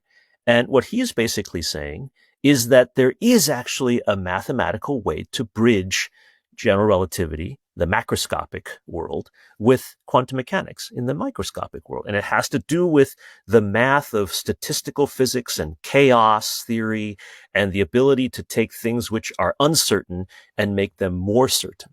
Not all the way certain, but more certain. And that pulled out from the microscopic to the macroscopic unites the two areas of physics. But we're not quite there yet. This is just one hypothesis that appears to work, sort of. And then there's going to be a lot more work and a lot more people have to keep working on it. So in that case, if Jacob and his colleagues are right, then the wave-particle duality is only temporary. This incompatibility is only there because we're not advanced enough yet in our mathematical construction of physics to unite them. Interesting. If it were a Venn diagram and you've got quantum in one circle and general relativity in another, is there a crossover at all, or are they two separate? At the moment, they just touch. They do not have any crossover area if we're talking about Venn diagrams. For anyone who doesn't know what a Venn diagram is, it's a box, and then you've got little circles that come overlapping things to sort of show Wait, who chooses a box in a Venn diagram? What kind of who That's the universal set on the outside. Otherwise, you use little circles. But sometimes I'm a you can use circle different Venn shapes. diagram guy. Yeah. No, but if you have GR and quantum just kissing in the middle, the way physics has worked historically is somebody's going to come up with, and maybe it's this Jacob Barrondiz solution, with another circle that encloses both of them within. Yes. That's right. And so it's not like you shift somewhere else and discard anything that has already been demonstrated to work. That's exactly what Einstein did with Newtonian physics. Exactly. Yeah. So we'll see how that goes. Excellent. All right. Great question. All right, give me some more. Ready for the next one? Right. This is from Andrew D. Greetings, Doctors Tyson, Liu, and of course, Lord Nice. Andrew Dack from Minneapolis. Well, stay safe and stay warm, sir. The path integral formulation calculates probabilities by summing overall possible paths a particle could take. The two-state vector formalism describes quantum systems using both a forward evolving state from the past and a backward evolving state from the future. Both suggest quantum mechanics can be written with boundary conditions at both ends of time, not just initial conditions. It goes on. Sorry about this being as long as it is, but it's complicated. No. This is good. That background is good. Has this led to experimental predictions that differ from standard quantum mechanics? And do physicists take retrocausality seriously as part of reality's actual structure? Could retrocausality be evidence of a four-dimensional deterministic universe where the indeterminacy we observe is just our limited perspective of a structure that is already complete? Okay, yes, we don't want to get too deeply into the vocabulary of it, I agree. But Andrew, that is a very good question. And let's just cut to the basic chase. Andrew is basically asking, with the way that we're trying to figure out how the universe works on the quantum level, is it true that time could be considered as running backwards and forwards at the same time, and therefore the entire universe is filled not just in space, but also in time? In other words, the past, the present, the future, all already exist. And all we're doing is either moving forward into it or standing still. We're not moving backwards, right? That's basically what he's asking. And then the corollary, which means all trajectories are predetermined. That's right. So if that's true, right, then should we do physics backwards as well as forwards? Can something happening in the past cause what's happening or predict what's happening in the future, and vice versa? Hence the retrocausality. Retrocausality, right. Fancy word, but just time running back. Great word, though, if you think about it. That's right. Pretty clear what it means. So here's the bottom line, in my opinion, on that one, which is, again, a great question. Thank you, Andrew. The idea is, does time already fill all of the dimension, the fourth dimension, or does it not, right? What do you mean by fill it? What do you mean by fill it? Well, okay. Think of the universe as a big, tall glass of water, okay? And time zero is the bottom of the glass. As you're filling the glass, you're basically adding more and more content in the vertical dimension of the glass. Until it's full, and then it's full. But if we, right, are right at the surface of where the water is now, right, is the glass already full? Okay, that's what you mean. Has time already timed out? That's right. Has already ticked. And we're just experiencing it. This has been explored in several science fiction stories. For example, Ted Chiang's excellent story called Story of Your Life, which became adapted into the movie Arrival that starred Amy Adams and Jeremy Renner. Mm-hmm. It was also in Kurt Vonnegut's Slaughterhouse-Five. That's right. That's right. Yeah, where the main character, who's loosely autobiographical from his time as a prisoner of war, cleaning up Dresden after the bombings, he's abducted by an alien, right, and put in an alien zoo. So that doesn't sound very free, except they grant him access to his entire timeline. Right. Oh. So don't spoil it for those people who haven't read it yet. It's worth reading once. But yes, and of course there's a movie of it. There's a movie of it too. There's also a movie. That's right. For me, the fun part is it changes how you even speak of things. So you don't say, well, when were you born? Well, I was always being born. When did you? I'm always dying. I'm always, because that timeline is just always filled out. Right. For him. That's right. So this is sometimes referred to as what's called block time or a block universe. where there are 4 dimensions of space and time, and it's already filled. It's a block that's already filled, and we just happen to be moving through it. And because of our physical limitations, we can only move it in one direction. Okay. But that is only one possible solution to the mathematical equations, right? Andrew invoked quite a bit of advanced mathematics, but that math has yet to be borne out in experiment. And so his asking, has an experiment been borne out? The answer is no experiment has yet shown that the universe is in fact a full block. So we will see. I'm trying to figure out what experiment how would you? Yeah, that's a good point. How would you? Yeah. What experiment could you concoct that would actually show that? One thing that people think might help is if we could somehow send information faster than light through perhaps quantum entanglement or some kind of quantum teleportation. It is at the moment absolutely technically impossible, but some people have thought, imagine if we could create an experiment between here and the moon, where somehow we could send a signal and see if we could get a different signal before the light from the Earth would get to the moon. That's a really cool idea. Some people think that we could get that experiment off the ground in half a century or so. I am less optimistic, but it's a possibility. Interesting. Wow. It would have to be through quantum entanglement. Well, that's one way to do it. Yeah. You have to get rid of what we call local hidden variables in order to be able to do that. But that's, again, a deep conversation for another time. That's a lot of Bell's theorem stuff to unpack in quantum. Dear Dr. Tyson, Lord Nice, warm greetings. My name is Jayon Tabanik from California. I'd love to get your take on quantum entanglement exhibiting instantaneous correlations, even though no information can travel faster than light. Could this apparent non-locality be explained by particles being adjacent in a higher spatial dimension, appearing distant only in 3D? Or is the institution fundamentally incompatible with quantum field theory? My intuition is further supported by the recently measured speed of quantum entanglement formation of 232 attoseconds. So to answer this very good question, what I would say is that if you invoke an additional dimension to move through literally anything, right, then you don't have to follow the rules of physics as they currently exist. You just add, as long as you can make the math work, you just add a loop or a different travel time of that information. Okay. So your suggestion that quantum entanglement just merely means that there's actually an entanglement that's physical, but it goes through a different dimension to get from one part of the entangled pair to the other part of the entangled pair is a mathematical strategy that can explain a bunch of things.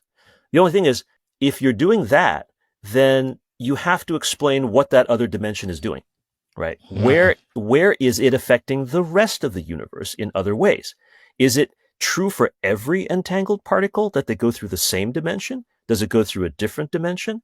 Also, philosophically, does that mean that there is actually a hidden local thing going on? Right. The idea of quantum entanglement fundamentally is that once you have these two particles or two parts of a pair of an entangled pair separated, or once they've created, it doesn't matter if there's a physical space in between them. There's nothing connecting them at that moment other than the fact that they were entangled at one point in the past. And so there is no real way that we can show that that extra dimension is necessary or even effective. The time, the 223 attoseconds in which quantum entanglement occurs that you quoted is a very cool experimental result. It needs to be further confirmed and things like that. But the idea is that it doesn't give us a lot of insight as to whether or not another dimension is necessary. At the moment, we probably don't want to go in that direction yet. We don't have enough information to know whether or not that's a fruitful path, so to speak, for entanglement. So it's a known unknown.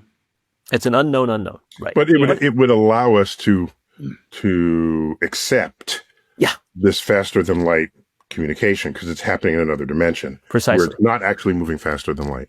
Right. Yeah. Right. That's the thing. It's still not moving faster than light. It's just, Well, isn't that what subspace would be? Well, subspace is only vaguely decided or defined in Star Trek, right? Right. Yeah. Exactly. But yes, if you're in a Alcubierre warp drive or something like that, right, and you are in subspace as a result of being in a warp bubble, right, that could be considered a dimension, or it could be considered something that is in the existing spatial dimensions that just happens to be temporarily not accessible. And yet you have subspace communications in Star Trek, so it is accessible, and it's just all kinds of weirdness. But also, it means they thought about it and tried to come up with a solution to it. Yes. Unlike Star Wars, that doesn't try to find solutions to anything. Correct. Well, that's one of the interesting things between Star Trek and Star Wars, right? I love them both, but even though Star Trek has tried to be much more scientific, right? Star Wars just gave up on being scientific. Star Wars is just a space opera. And so in that sense, it's actually still kind of fun. Although things like The Mandalorian and so forth, they still have a little bit of science thrown in there, right? The ideas in general of things like the Force and whatnot in Star Wars, not so much. My question, I like this. My question is consciousness. Is consciousness the result of quantum physics? We don't really understand consciousness, and no one understands quantum physics. So you just get one of those to explain the other, and we're all fine. Yeah. This is another great question. Thank you, Cindy. And in fact, this is a question that I was asked, like exactly word for word, when I was at the American Astronomical Society meeting back in January. I know, like I said earlier, I'm still feeling really good about that meeting. I really was. I mean, the world is on fire. I mean, it's also in ice. Things are just messed up. But when I went there, see what he did there, Trevor? The world is on fire and on ice. It's also in ice. Yeah. Yes. That was Robert Frost, everybody. I didn't invent that. But when I was there and I was just with all the wonderful young people at the American Astronomical Society meeting, presenting their research, asking questions, talking, being together, it just felt so good. It felt like the future is what matters. Things can suck, but that's only now. And the world is in good hands. I felt so good about that. Anyway, yes, this was asked. A student of mine. Now, Neil, you were even a trustee, a counselor of the American Astronomical Society. So you're deeply into this society. As were you. I mean, you were on the board as well for a while. That is correct. Yes, it's so people know the American Astronomical Society is the organizing group of professional astrophysicists in the country. That's right. And in fact, all of North America, there are more members of it than the International Astronomical Union, which was the organization that, amongst other things, helped you demote Pluto, Neil. Don't blame that on me. Pluto had it coming. Pluto so had it coming. But the official vote was the IAU. IAU, right. So the AAS is a great organization. And how many is it up to? 8,000 members. 8,000 members, and there are 8 billion people in the world. That's right. So that makes us 1 in a million. If you do the math, that's one in a million. That's right. So it's very cool. And so many people there. There were about 3,000 people there overall, and so many of them were students, younger people. And one of those folks had come up to me and said, "Hey, I remember hearing you guys talking about free will, and that made me wonder: is consciousness quantum? Is it quantum consciousness? And is that why there's free will? Because there's uncertainty in the quantum realm that we can't pin down. And so we can't determine what we're going to do at any given moment." So we interpret that uncertainty as free will. Possibly, right? Mm-hmm. Yeah. When we talked way back in the day, right? Wasn't that long ago, but it feels like a long time ago, about free will, we were actually asking ourselves, right? At what point do we say we don't know what's coming next, right? And the more and more science we've done about human behavior and physics and so forth, the more we think we know how determined the system is. And we just have reached a boundary where we don't know. It could be all the way down at the quantum level. Now, there have been ideas about consciousness for a long time tying to physics. In fact, Nobel laureate Roger Penrose had come up with a hypothesis with some of his colleagues decades ago, suggesting that consciousness is sort of like the quantum spaces in between our synapses. And that is not why he got his Nobel Prize. That is not why. That's a different thing. He got it for black holes. That's right. But nevertheless, very creative guy. He did all kinds of stuff about tessellations, mathematics, and things like that as well. And so he gave this particular hypothesis about how we store information, right? The bottom line is, in my opinion, and I use that term a lot because I like putting things down to the bottom, we haven't yet defined consciousness. No. Right? Philosophers will, and I know you love philosophers, Neil. I mean, you embrace them and you think that they're awesome. So that everything is conscious.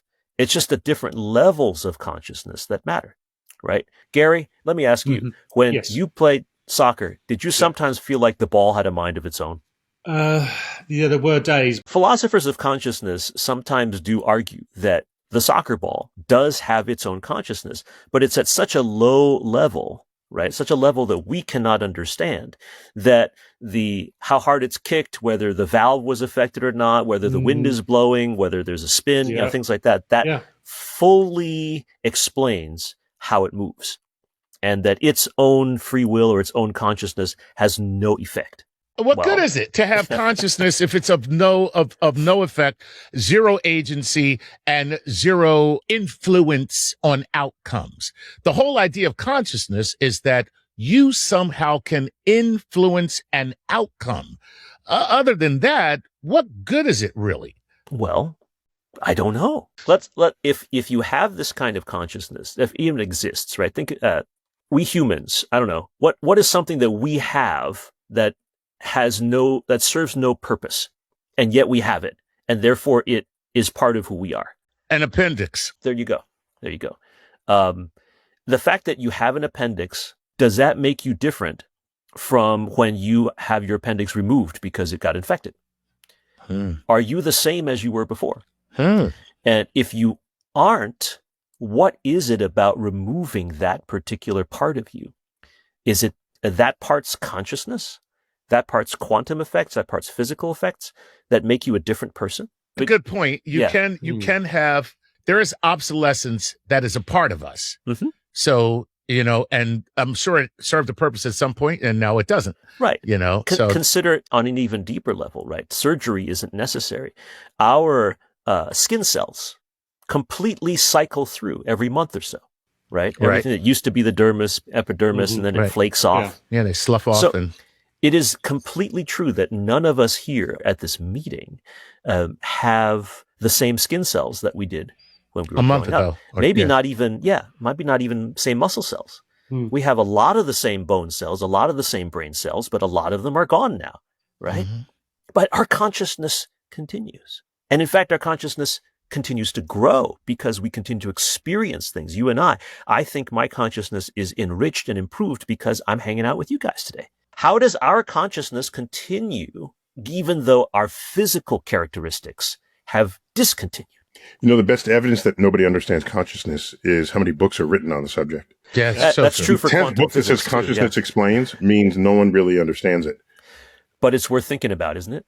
Definitely. Yeah, and so this just is for context, that's it on the consciousness shelf of the library in the bookstore.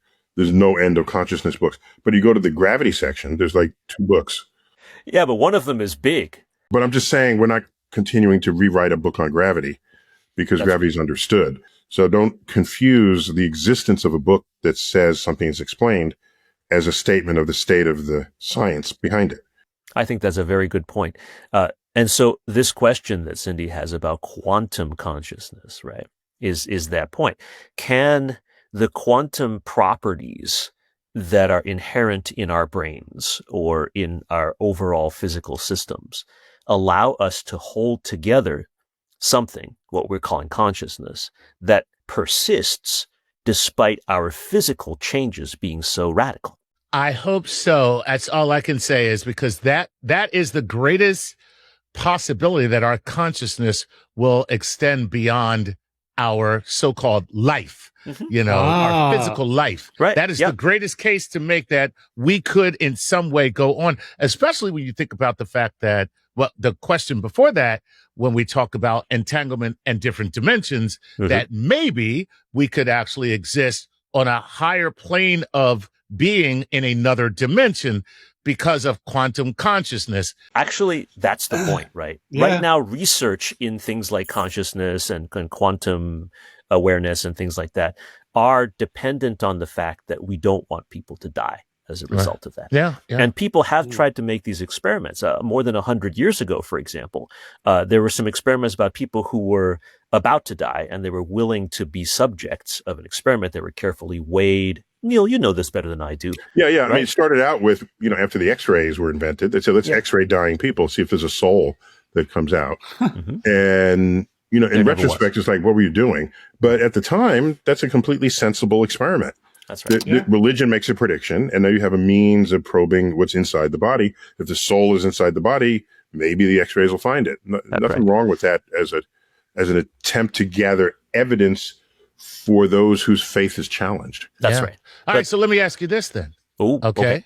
This is a philosophical question. Do you think that perhaps we do a disservice by looking for something like that, an afterness, I will call it, an afterwards, I will call it, because it robs us of the urgency and importance of being here now. So here's the deal. If I understand the urgency and importance of being here now, and that is always at top of mind and at the forefront of my consciousness, then it allows me to live to the fullest. Whereas if I retreat to this sense of there's going to be something after, I'm waiting for the after, then I am robbing myself of the fullness of life in the here and now. I'll just say one thing about that, and I'd love to hear everybody else's opinions on this, but here's my take on that, Chuck. Go ahead. Your idea of that sort of thing, talking about afterlife and things like that, has been the basis of just about every apocalyptic cult or evangelical religion, where you are going to be saved or that you are heading on to bigger and better things. Each one of them requires an end of the world scenario for you to then in your lifetime. That's right. The world might end in 1,000 years. You're not getting anybody in that cult. So the idea for that one is that if current life is worth living, if you feel good about your life right now, then looking for an afterlife is kind of like a bummer. But if current life sucks, in your personal opinion, maybe you want to be delivered somewhere else, right? This has become in so many different religions. I'm not actually the religion expert in my family. My eldest daughter actually studied religion in school. But the bottom line, the bottom line thing there is that this idea of the afterlife has been used by organized religions. Co-opted, I would say. Yeah, to do anything, right? The caste system that is part of some religions. Well, you may be really bad right now, but that's okay. You do the thing that we ask you to do, and maybe you'll be born again as a higher caste individual, So that's a way to sort of make people not worry about their current lives, but it can bring hope if your life currently sucks, but you're like, if I keep working, I'll do better and life will become better. But you're not looking at the present as much as you're looking at the long game. And by the way, and reincarnation in that flavor also gets you the other way. That's right. If you misbehave, you'll come back as something maybe not even human. Yeah. Right. It's a great question in the end.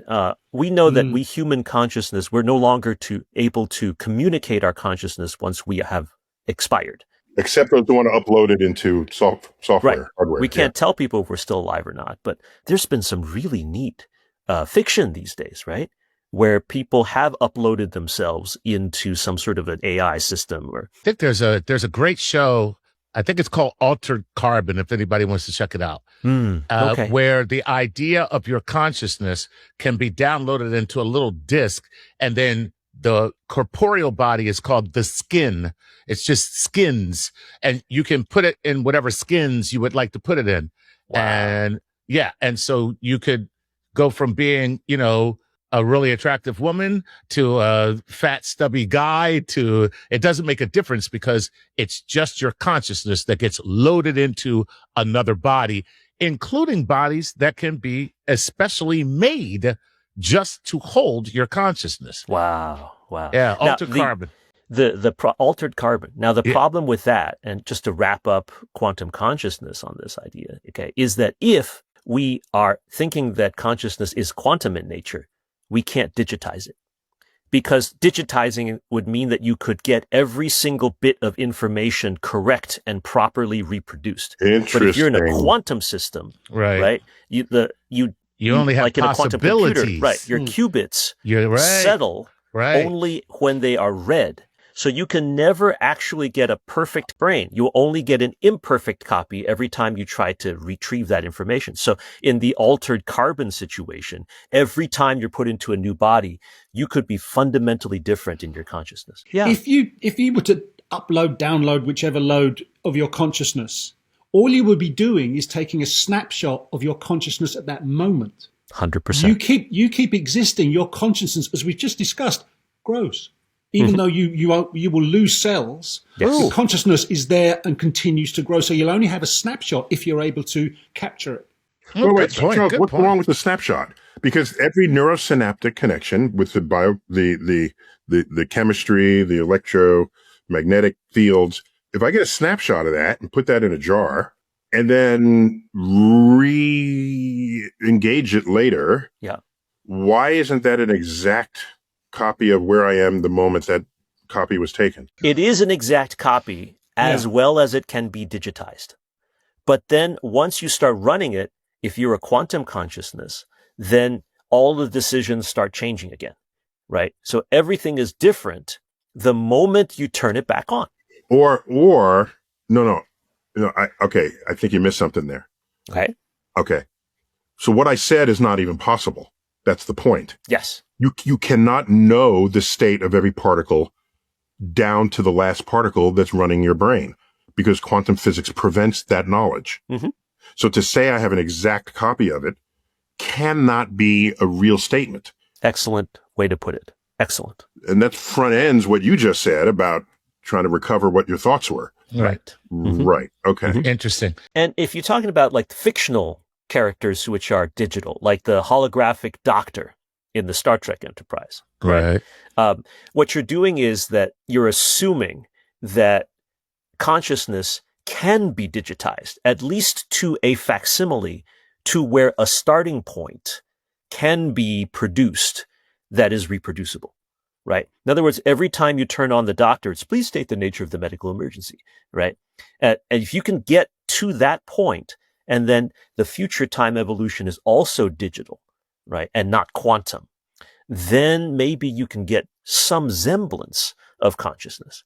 But if it's quantum, no chance. No chance. Now, how about this? Suppose I'm able to run subroutines in a program that is everything about me, every single thing. Mm-hmm. So I have the main program, which is Chuck, and then I have like just almost, it can't be infinite, but like. I got one. You need a whole subroutine that has you put on lip balm 20 times a day. Oh, absolutely. That's the lip balm subroutine. Yeah. That's good. You've reminded him now. You just reminded me. So the subroutine would be called Chuck Chuck. And then the subroutine would be Chuck Chuck Chuck. Right, exactly. Yeah. And so there's this kind of replication of everything that I am that I am all the way down, turtles all the way down. Okay. That's just a map. That's not consciousness. And that's my point. Map. But everything about that is me. Mm-hmm. And when you run that program, you're talking to me. And then let's put an AI element, we'll call it, that allows that same program to grow and flourish mentally the same way I would. So being able to take in information, process it the way Chuck would, and do so it's me on every single level. You're describing, Chuck. But digitized. Okay, right. Chuck, what you're describing is the last chapter, if memory serves, of the book Gödel, Escher, Bach, written by Douglas Hofstadter. It's called what? God bless you. What's it called? Gödel, Escher, Bach. Gödel, Escher, Bach. Okay. Gödel is a philosopher, mathematician who did some important contributions in the early 20th century. Okay. But point is, it's a philosopher who wrote the book, and it's quite the meandering of ideas inspired by these brilliant three people in our history, Gödel, Escher, and Bach. Point is, the last chapter he reserves, if that's the book I'm remembering, it might have been one of his other books. I think it's in that book, where he has a conversation with Einstein's brain. Uh-huh. So you take Einstein's brain, like right when he dies, and then you map everything that's there. Okay. And then it has an auditory capacity. So you ask it a question and you watch the sound waves trigger neurosynaptic connections. And then it goes through and then it triggers a connection back because it knows it's a question. And then Einstein's brain speaks back to you. And he made a very convincing account of how and why that could or should work, at least in principle. But no mention of quantum uncertainty was given. Right. So the principle is good. I mean, we humans don't interact with one another on the quantum level. So it's certainly possible that we could get to a point where we humans could not tell the difference between Chuck and Chuck 2, right?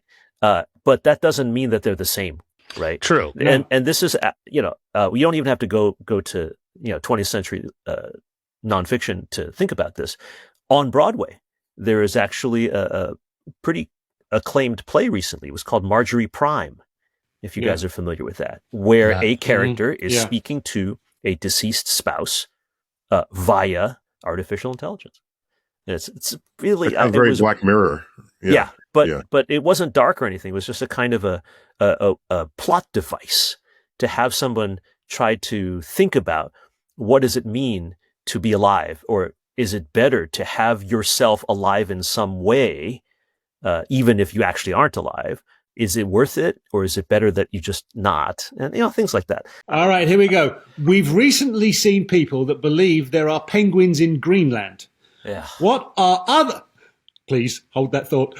What are other glaring examples of scientific ignorance you have witnessed in the realm of public opinion, which make your collective jaws drop, please? And he says, "Tak," which is, I know. Yes. Thank you in Danish. We'll just go round robin. I got one. You ready? Well, not only penguins in the Arctic, bears in the Antarctic. Oh. The very word Arctic means bear. So Antarctic should tell you there are no bears there. I would say, because you said tak, I would say velkommen. Thank you very much. You're welcome. Yes. That's a great question. And there are a lot of misconceptions, but the one that I find probably the most saddening for me is the idea that vaccines are dangerous. That one is the problem that bothers me a lot, because there's probably no science that has been better tested, and when mistakes have been made, they have been corrected faster than good vaccine science. And the attempt of a lot of people to prey on the fears and the insecurities of parents or just people in general, that bothers me a lot. I think that's the thing that drops my jaw the most. Charles, that's deep. I'm just going to say flat Earth, but after that, I don't want to, disparage anybody who falls for the pseudoscience, right? I mean, these are not necessarily dumb people. These are not necessarily because unkind people. It's an emotional decision that is made in ignorance, and I use the word ignorant there for in its most technical sense, and people think that they are protecting their child, but their ignorance, unfortunately, puts the child in peril, because many needless deaths happen because people do not vaccinate their children. And we have probably the most tragic account of that was in Samoa when RFK Jr., God only knows how he became in charge of our country's health.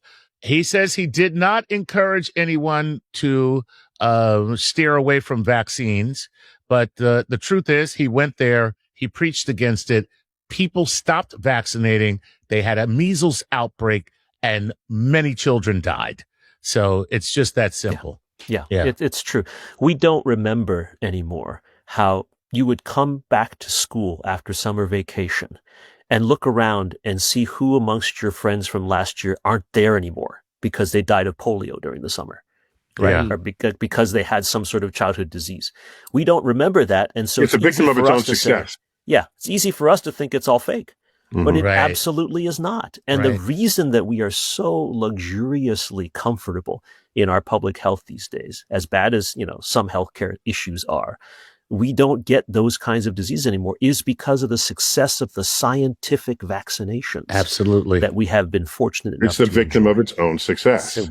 What? Well, look, to me, and this is such a good question, and of course it comes not from the United States, so it's not at all anything about our country or any individual society or country. But when there is The origin of the question, the person who asked the question. Yeah, the question. Thank you.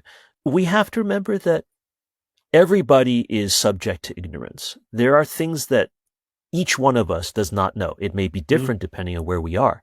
So instead of forgetting about it and just being angry about it, we got to reach out and continue to convince folks and help them understand that whatever you think you may know, please be sure to check it with as many people as possible and as many different reliable sources as you can, so that you can really get it done, right? So what you're missing there, Charles, I think, is, we're all educators here, and the word ignorance, as Chuck accurately described, in its formal definition, it just means you don't know something. Right. So we thrive in the space of where others are ignorant because we teach them. That is what we do as educators. Right. The problem is not when people are ignorant of a truth. The problem is when they are ignorant of a truth and don't know they're ignorant of the truth and assert that they know what they're talking about. Then it's a battle. They're not just a student in your class eager to learn what is true from an expert. It's some other construct in society where people are rejecting the advice of experts on the basis of what someone who's not an expert told them, or like I said, or they did their own research spending 20 minutes on YouTube. So what we need to do is just remind ourselves that too, right? Yes. Our greatest... Tactically, it's two different things. Right. As scientists, our greatest power is to be able to say, I don't know, and not feel bad about ourselves about it. Right. And what we want to do is to help other people do that. All right. Margot Lane, Sages on the Cosmic Mountain. As I watch the Monks for Peace walk from Texas to DC, I'm struck by the constancy of their energy, how they all seem like one. On some molecular level, are we all one being? Mm-hmm. We walked out of Africa into Europe, Asia, across the Bering Strait, North America into South America. We walked that. So human beings and walking is something we genetically know how to do. I just want to put that on the table right now. So if they're constantly moving and so forth, I don't know that they're one single organism, but what they are is they're communicating really well. They're able to listen to each other or see each other, and they can synchronize their steps and their pace and their speed and things like that. So in a sense, although we are many, or although they are many, they are able to put themselves together and move as one. And clearly, being a monk is not the prerequisite for that, because soldiers do that as well, who are marching somewhere to do harm. Okay. And so it's a human thing, not so much that they are monks in the interest of peace. Well, plus we all like choruses when they sing together, and we highly value coordinated efforts in our culture, in our society. And Charles, you sang in it. You sang solo or chorus? Everything. And whether it was solo and you were connecting with an audience, or whether it was in a choir when you're with a whole bunch of like-minded people trying to produce one single piece of music, it was a connection that really transcends the individual. It does. There was no need for any kind of external, drugs or whatever, nor years of training. It was just listening, watching, following, and everybody together somehow trying to get something more than themselves. Common mind. And if the monks were able to achieve mind, that, body, spirit. Yeah. Charles Liu, you've got the quantum physics handy answer this book. thing, the I handy love quantum physics answer book. I'm not in my office right now, but I have 2 copies on my shelf, just so you know. That's very sweet of you. That makes you just a little wealthier because I bought an extra copy. Oh, thank you. There that is. No, it's quite the complete, because there's so many dangling bits that people They hear bits and pieces of quantum. They don't put it all together. And that book does that in mightily. the year or so since that book came out, there's been all kinds of new stuff. Their geek in chief, Charles Liu. We'll break down how AI works down to the bit and get into how far we think this is going to go from one of AI's founding architects. So if you would bring on our guest. I'll be delighted to. We have with us Professor Geoffrey Hinton. Geoffrey, welcome to StarTalk. Thank you for inviting me. Yeah, you are a cognitive psychologist and computer scientist. I don't know anybody with that combo. A professor emeritus at the Department of Computer Science at the University of Toronto. And you are OG AI. And some people have called you the godfather of AI, of artificial intelligence. And let's just go straight out off the top here. When we think of the genesis of AI as it is currently manifested, it feels like large language models took everybody by storm. They sort of showed up and everybody was freaking out, celebrating, dancing in the streets, or crying in their pillows. That happened, we noticed, a couple of years ago. So I'm just wondering, what got you started on this path many, many years ago? My record show goes back to the 1990s. Is that correct? No, it really goes back to the 1950s. Oh, Right. The founders of AI, at the beginning in the 1950s, there were two views of how to make an intelligent system. One was inspired by logic. The idea was that the essence of intelligence is reasoning. And in reasoning, what you do is you take some premises and you take some rules for manipulating expressions and you derive some conclusions. So it's much like mathematics, where you have an equation, you have rules for how you can tinker with both sides or combine equations, and you derive new equations. And that was kind of the paradigm they had. There was a completely different paradigm that was biological. And that paradigm said, look, the intelligent things we know have brains. We have to figure out how brains work. And the way they work is they're very good at things like perception. They're quite good at reasoning by analogy. They're not much good at reasoning. You have to get to be a teenager before you can do reasoning, really. So we should really study these other things they do, and we should figure out how big networks of brain cells can do these other things like perception and memory. Now, a few people believed in that approach, and among those few people were John von Neumann and Alan Turing. Unfortunately, they both died young, Turing possibly with the help of British intelligence.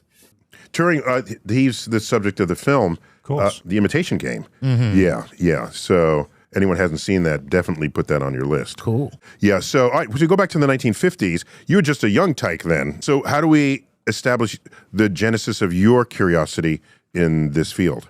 A few things. When I was at high school in the early 1960s, or mid-1960s, I had a very smart friend who was a brilliant mathematician and used to read a lot. And he came into school one day and talked to me about the idea that memories might be distributed over many brain cells instead of in individual brain cells. So that was inspired by holograms. Holograms were just coming out then. Gabor was active. And so the idea of distributed memory got me very interested. And ever since then, I've been wondering how the brain stores memories and actually how it works. Was that the computer science side of you or the cognitive psychologist side of you that taprooted into those ideas? Both, really.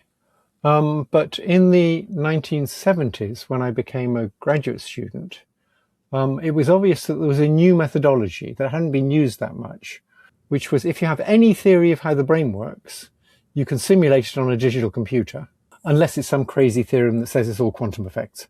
We won't knock on Penrose's door. Okay. You can simulate it on a digital computer, and so you can test out your theory. And it turns out if you tested most of the theories that were around, they actually didn't work when you simulated them. So I spent my life trying to figure out how you change the strengths of connections between neurons so as to learn complicated things in a way that actually works when you simulate it on a digital computer. And I failed to understand how the brain works. We've understood some things about it, but we don't know how a brain gets the information it needs to change connection strengths. Gets the information it needs to know whether it needs to increase the connection strength to be better at a task or to decrease that connection strength. But what we do know is we know how to do it in digital computers now. Wow. So that means the computers are doing what We made a better computer brain than our own brain at doing this particular At function. one thing. And that's what got me really nervous in the beginning of 2023. The idea that digital intelligence might just be better than the analog intelligence we've got. Artificial neural networks, if you could break that down to the very basic level for us of how it's been able to strengthen, weaken messaging and signaling, and how it fires, and how it then finds itself at where it is now. I do have an 18-hour course on this, but I will try and cut it down to less than 18 hours. I imagine a lot of your audience knows some physics. Yes. And one way into it is to think about something like the gas laws. You know, you compress a gas and it gets hotter. Why does it do that? Well, underneath, there's a kind of seething mass of atoms that are buzzing around. And so the real explanation for the gas laws is in terms of these microscopic things that you can't even see buzzing around. And so you explain some macroscopic behavior by lots and lots and lots of little things of a completely different type from macroscopic behavior interacting. And that was sort of the inspiration for the neural net view, that there's things going on in big networks of brain cells that are a long way away from the kind of conscious, deliberate symbol processing we do when we're reasoning, but that underpin it, and that are maybe better at other things than reasoning, like perception or reasoning by analogy. So the symbolic people could never deal with how do we reason by analogy, not very satisfactorily, whereas the neural nets could. So before I get into the sort of fine details of how it works, the basic idea is that macroscopic things like a word correspond to big patterns of neural activity in the brain. Similar words correspond to similar patterns of neural activity. So the idea is Tuesday and Wednesday will correspond to very similar patterns of neural activity, where you can think of each neuron as a feature, better to call it a microfeature, that when the neuron gets active, it says, this has that microfeature. So if I say cat to you, all sorts of microfeatures will get active, like it's animate, it's furry, it's got whiskers, it might be a pet, it's a predator, all those things. If I say dog, a lot of the same things will get active, like it's a predator, it might be a pet, but some different things, obviously. So the idea is underlying these symbols that we manipulate, there's much more complicated microscopic goings on that the symbols kind of are associated with. And that's where all the action really is. And if you really want to explain what goes on when we think or when we do analogies, you have to understand what's going on at this microscopic level. And that's the neural network level. So that's a collaboration between clusters of neurons that get you to an endpoint. I like that word, collaboration. Yes, there's a lot of that. There's a lot of that goes on. Probably the easiest way to get into it is by thinking of a task that seems very natural, which is take an image. Let's say it's a black and grey level image. So it's got a whole bunch of pixels, little areas of uniform brightness that have different intensity levels. So as far as the computer's concerned, that's just a big array of numbers. And now imagine the task is you want to say whether there's a bird in the image or not, or rather whether the prominent thing in the image is a bird. And people tried for many, many years, like half a century, to write programs that would do that. And they didn't really succeed. And the problem is, if you think what a bird looks like in an image, well, it might be an ostrich up close in your face, or it might be a seagull in the far distance, or it might be a crow. So they might be black, they might be white, they might be tiny, they might be flying, they might be close, you might just see a little bit of them. There might be lots of other cluttered things around, like it might be a bird in the middle of a forest. So it turns out it's not trivial to say whether there's a bird in the image or not. And so what I'm going to do now is explain to you, if I was building a neural network by hand, how I would go about doing that. And once I've explained how I would build the neural network by hand, I can then explain how I might learn all the connection strengths instead of putting them in by hand. I gotcha. All right. So with that, because what you're talking about is assigning a mathematical value to every single part of an image. That's what your camera does. Right, exactly. It does, but it's not recognizing the image. My camera. No, it's not. It's just got a bunch of numbers. It's just got a bunch of numbers. And so I have a chip and I have a charged couple device, the CCDs, CCD. It's collecting the light, it's assigning a value, and then that's the picture. Now, but what you're talking about, wouldn't you have to assign a value to every single type of bird? Because some of what we do as human beings is intuit what a bird may be as opposed to recognizing the bird. And let me just give you the example. If you were to take a V, the letter V, and curve the straight lines of the letter V and put it in a cloud, everyone who sees that will say that's a bird. But there is no bird there. I just know that is a bird. That's not a mathematical value now. So what do you do? Well, the question is, how do you just know that? There's something going on in your brain, right? Right. What might be going on in your brain so that you just know that's a bird is a whole bunch of activation levels of different neurons, which you could think of as mathematical values.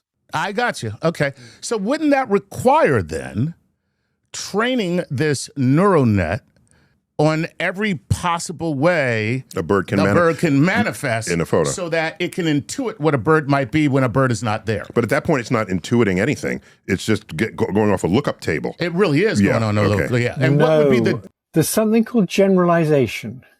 So if you see a lot of data, obviously you can make a system that just remembered all that data. But in a neural net, it'll do more than just remember the data. In fact, it won't literally remember the data at all. What it'll do is as it's learning on the data, it'll find all sorts of regularities. And it'll generalize those regularities to new data. So it will be able to, for example, recognize a unicorn, even though it's never seen one before. Interesting. So it's self-teaching. Let me carry on with my explanation of how neural networks work. And I'm going to do it by saying how I would design one by hand. So your first thought when you see that an image is just a big array of numbers, which are how bright each pixel is to say, well, let's hook up those pixel intensities to our output categories like bird and cat and dog and politician or whatever our output categories are. And that won't work. And the reason is, if you think about what does the brightness of one pixel tell you about whether it's a bird or not?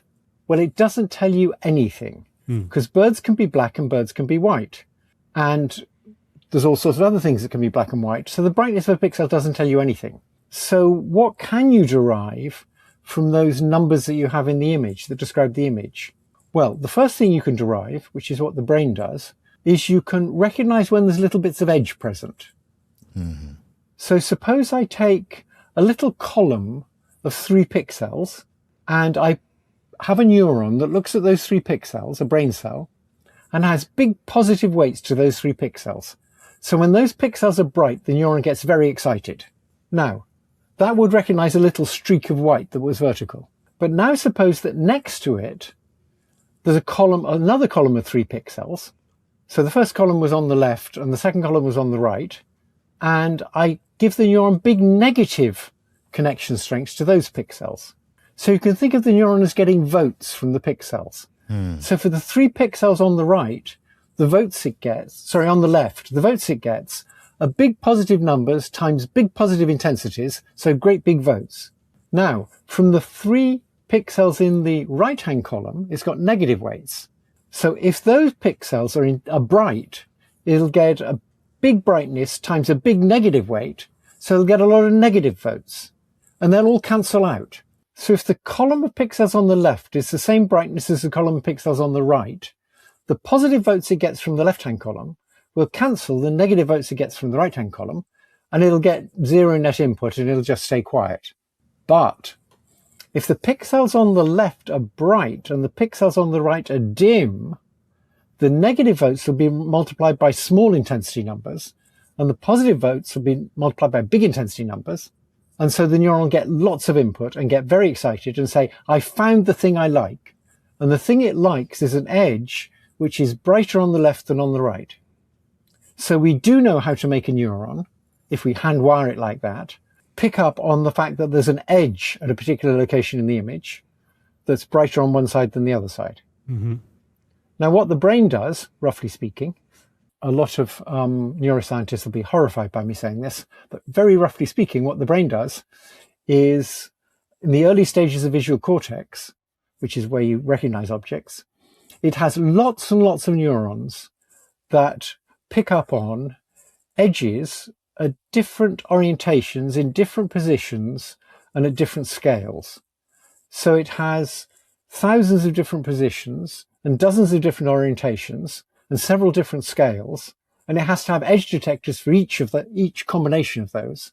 So it has like a gazillion little edge detectors, well, including some big edge detectors. So a cloud, for example, has a big, soft, fuzzy edge, and you need a different neuron for detecting that than what you'd need for detecting, say, the tail of a mouse disappearing around a corner in the distance, which is a very fine thing.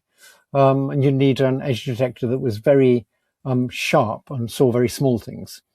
So, first stage, we have all these edge detectors. Well, what you're describing sounds like putting together a very large puzzle right now. Like, the kind of puzzles that you put down on the table. The first thing that you do is you want to find all the edges. Yeah. And you build the puzzle inward from finding all the edges. Not only edges of the physical puzzle, but edges of anything. Of images in the puzzle anything itself. Within the puzzle itself. So straight lines, things of that, they all match up when you're doing a puzzle. Right. And the edges, also color is a dimension of this. Right. But we'll ignore color for now. Yeah. Okay. You can understand it without dealing with color yet. Mm-hmm. That's what the first layer of neurons will do.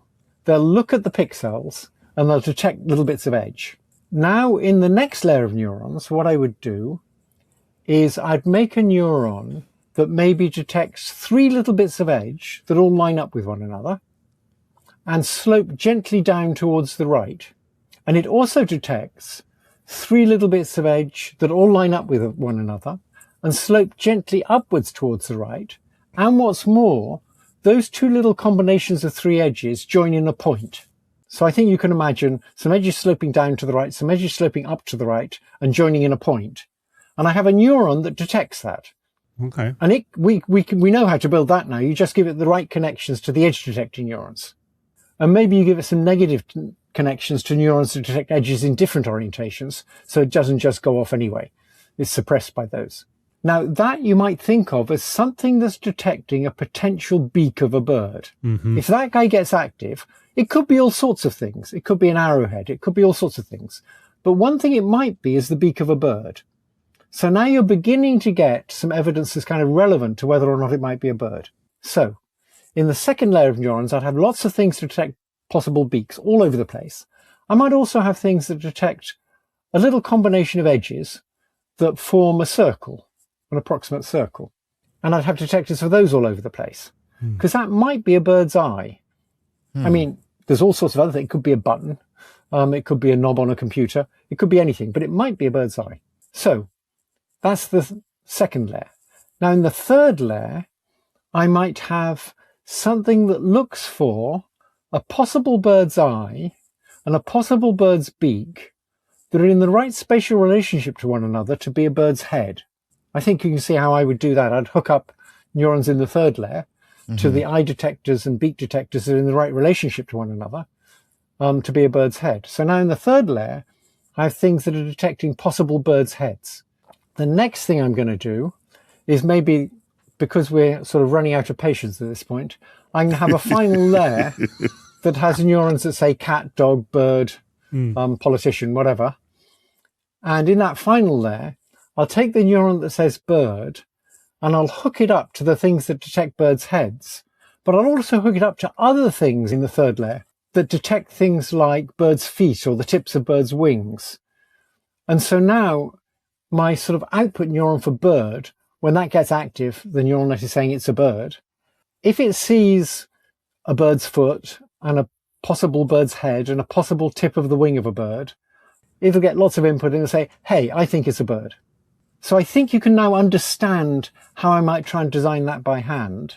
And I think you can see there's huge problems in that. I need an awful lot of detectors. I need to cover this whole space of positions and orientations and scales.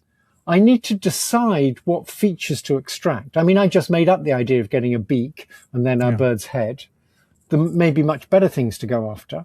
What's more, I want to detect lots of different objects. So what I really need is features that aren't just good for finding birds, but features that are good for finding all sorts of things.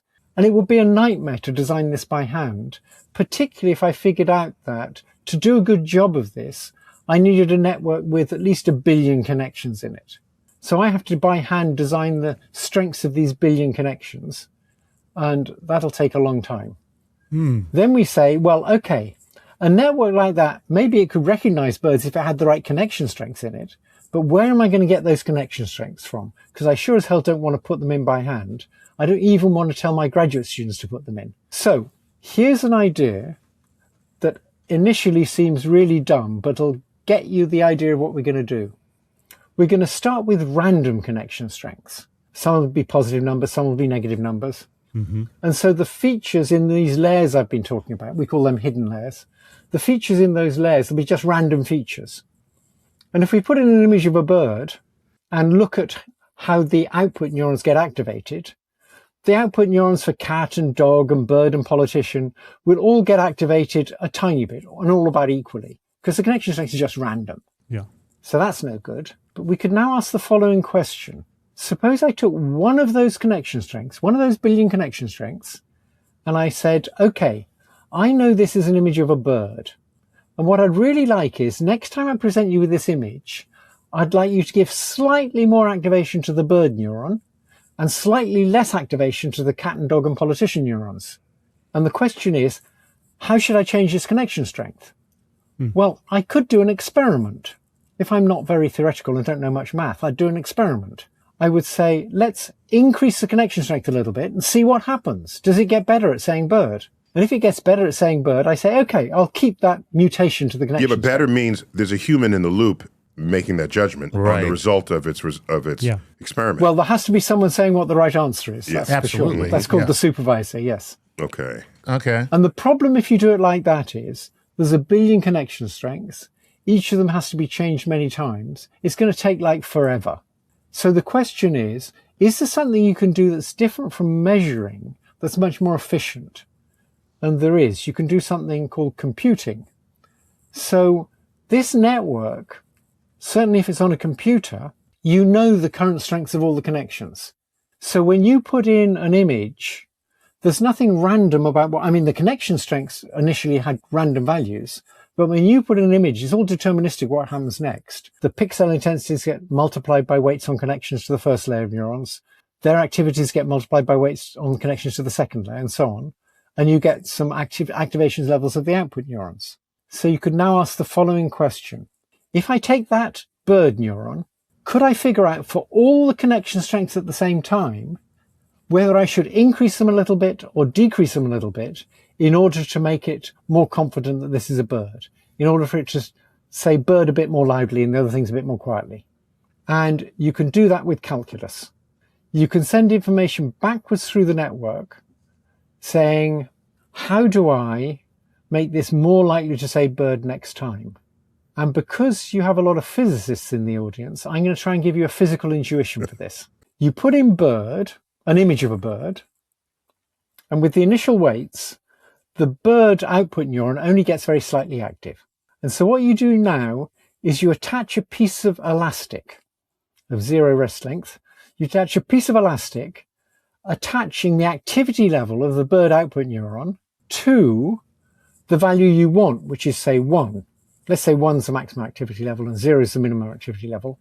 And this had an activity level of like 0.01. You attach this piece of elastic, and that piece of elastic is trying to pull the activity level towards the right answer, which is 1 in this case. But of course, the activity level is being determined by the pixels that you put in, the pixel activation levels, the intensities, and all the weights in the network. So the activity level can't move. Now, one way to make the activity level move would be to change the weights going into the bird neuron. You could, for example, give bigger weights on neurons that are highly active, and then the bird neuron will get more active. But another way to change the activity level of the bird neuron is to actually change the activity levels of the neuron of the layer before it. So, for example, we might have something that sort of detected a bird's head, but wasn't very sure. This really is a bird. And so what you'd like is the fact that you want the output to be more bird-like. You've got this piece of elastic saying, more, I want more here. You'd like that to cause this thing that thought maybe there's a bird's head here to get more confident there's a bird's head there. So what you want to do is you want to take that force imposed by the elastic on that output neuron, and you want to send it backwards to the neurons in the layer in front before that to create a force on them that's pulling them. And that's called backpropagation. Backpropagation. Yeah. Okay. That is called backpropagation. And the physics way to think about it is you've got a force acting on the output neurons, and you want to send that force backwards so that the force acts on the neurons in the layer in front. And of course, there's forces acting on many different output neurons. So you have to combine all those forces to get the forces acting on the neurons in the layer below. Once you send this all the way back through the network, you have forces acting on all these neurons, and you say, okay, let's change the incoming weights of each neuron so its activity level goes in the direction of the force that's acting on it.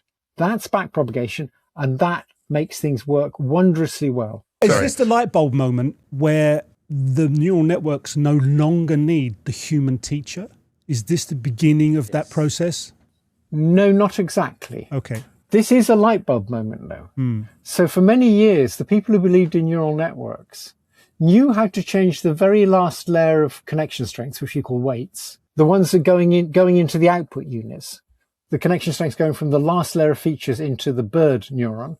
We knew how to change those, but we didn't understand we didn't understand how to get forces operating on those hidden neurons, the ones that detect a bird's head, for example. And backpropagation showed us how to get forces acting on those, so then we could change the incoming weights of those. And that was a eureka moment.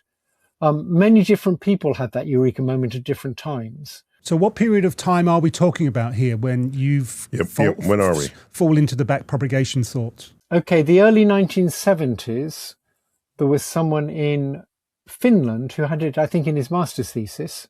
And then in probably the late 70s, someone called Paul Werpos at Harvard had the idea. In fact, some control theorists there called Bryson and Ho had the idea for doing things like controlling spacecraft. So when you land a spacecraft on the moon, you're using something very like backpropagation, but it's in a linear system. You're using backpropagation to figure out how you should fire the rockets. So it seems like what you're talking about in the 70s, we could have had what we have today. We just didn't have the mathematical computing power to make this work.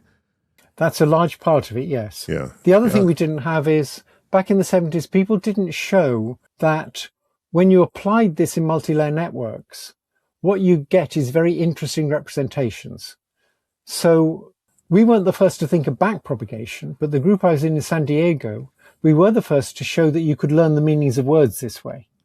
You could show it a string of words, and by trying to predict the next word, you could learn how to assign features to words that captured the meaning of the word. And that's what got it published in Nature. It sounds like, and I'm just trying to get my head around what you explained, because it sounds to me like there is a cascading relationship to these values, and that really what matters are the values that are closest to the next value. And then there are kind of this cascading reinforcement to say, yes, this is it, or no, it is not. Okay, it's a good question. You're not getting it quite right. Where you backpropagate these forces and then change all the connection strengths so each neuron goes in the direction that the force is pulling it in, that's not reinforcement learning. Okay. Reinforcement learning is something different. So here, for example, we tell it what the right answer is. If you've got 1,000 categories and you showed a bird, you tell it that was a bird. There you go. In reinforcement learning, it makes a guess and you tell it whether it got the answer right. All right. There That's much less information. You cleared it up. That's what I was missing. All right. To Chuck's point about computational power, was it just that? Because at the moment you sound a lot like you've got theory that seems like it could be, but the practicality is there's not enough computational power. Do we have any other technology that came through that was the enabling aspect to this? Okay, so in the mid-80s, we had the backpropagation algorithm working, and it could do some neat things. It could recognize handwritten digits better than nearly any other technique, but it couldn't deal with real images very well. It could do quite well at speech recognition, but not substantially better than the other technologies. And we didn't understand at the time why this wasn't the magic answer to everything. And it turns out it was the magic answer to everything if you have enough data and enough compute power. Wow. So that's what was really missing in the 80s. Will these machines, will we be able to teach them how to think, and will they outthink us? Okay, they already know how to think. Okay, so what is thinking then? Okay. Well. Yeah. I could do this all day. Please don't. There's a lot of elements to thinking, like people often think using images. You often think actually using movements. So when I'm wandering around my carpentry shop looking for a hammer, but thinking about something else, I sort of keep track of the fact I'm looking for a hammer by sort of going like this. I wander around going like this while I'm thinking about something else. And that's a representation that I'm looking for a hammer. So we have many representations involved in thinking, but one of the main ones is language. And a lot of the thinking we do is in language. And these large language models actually do think. So there's a big debate, right, between the people who believed in old-fashioned AI, that it was all based on logic and you manipulate symbols to get new symbols. They don't really think these neural nets are thinking. Whereas the neural net people think, no, they're thinking pretty much the same way we do. And so the neural nets now, some of them, you'll ask them a question and they'll output a symbol that says, I'm thinking.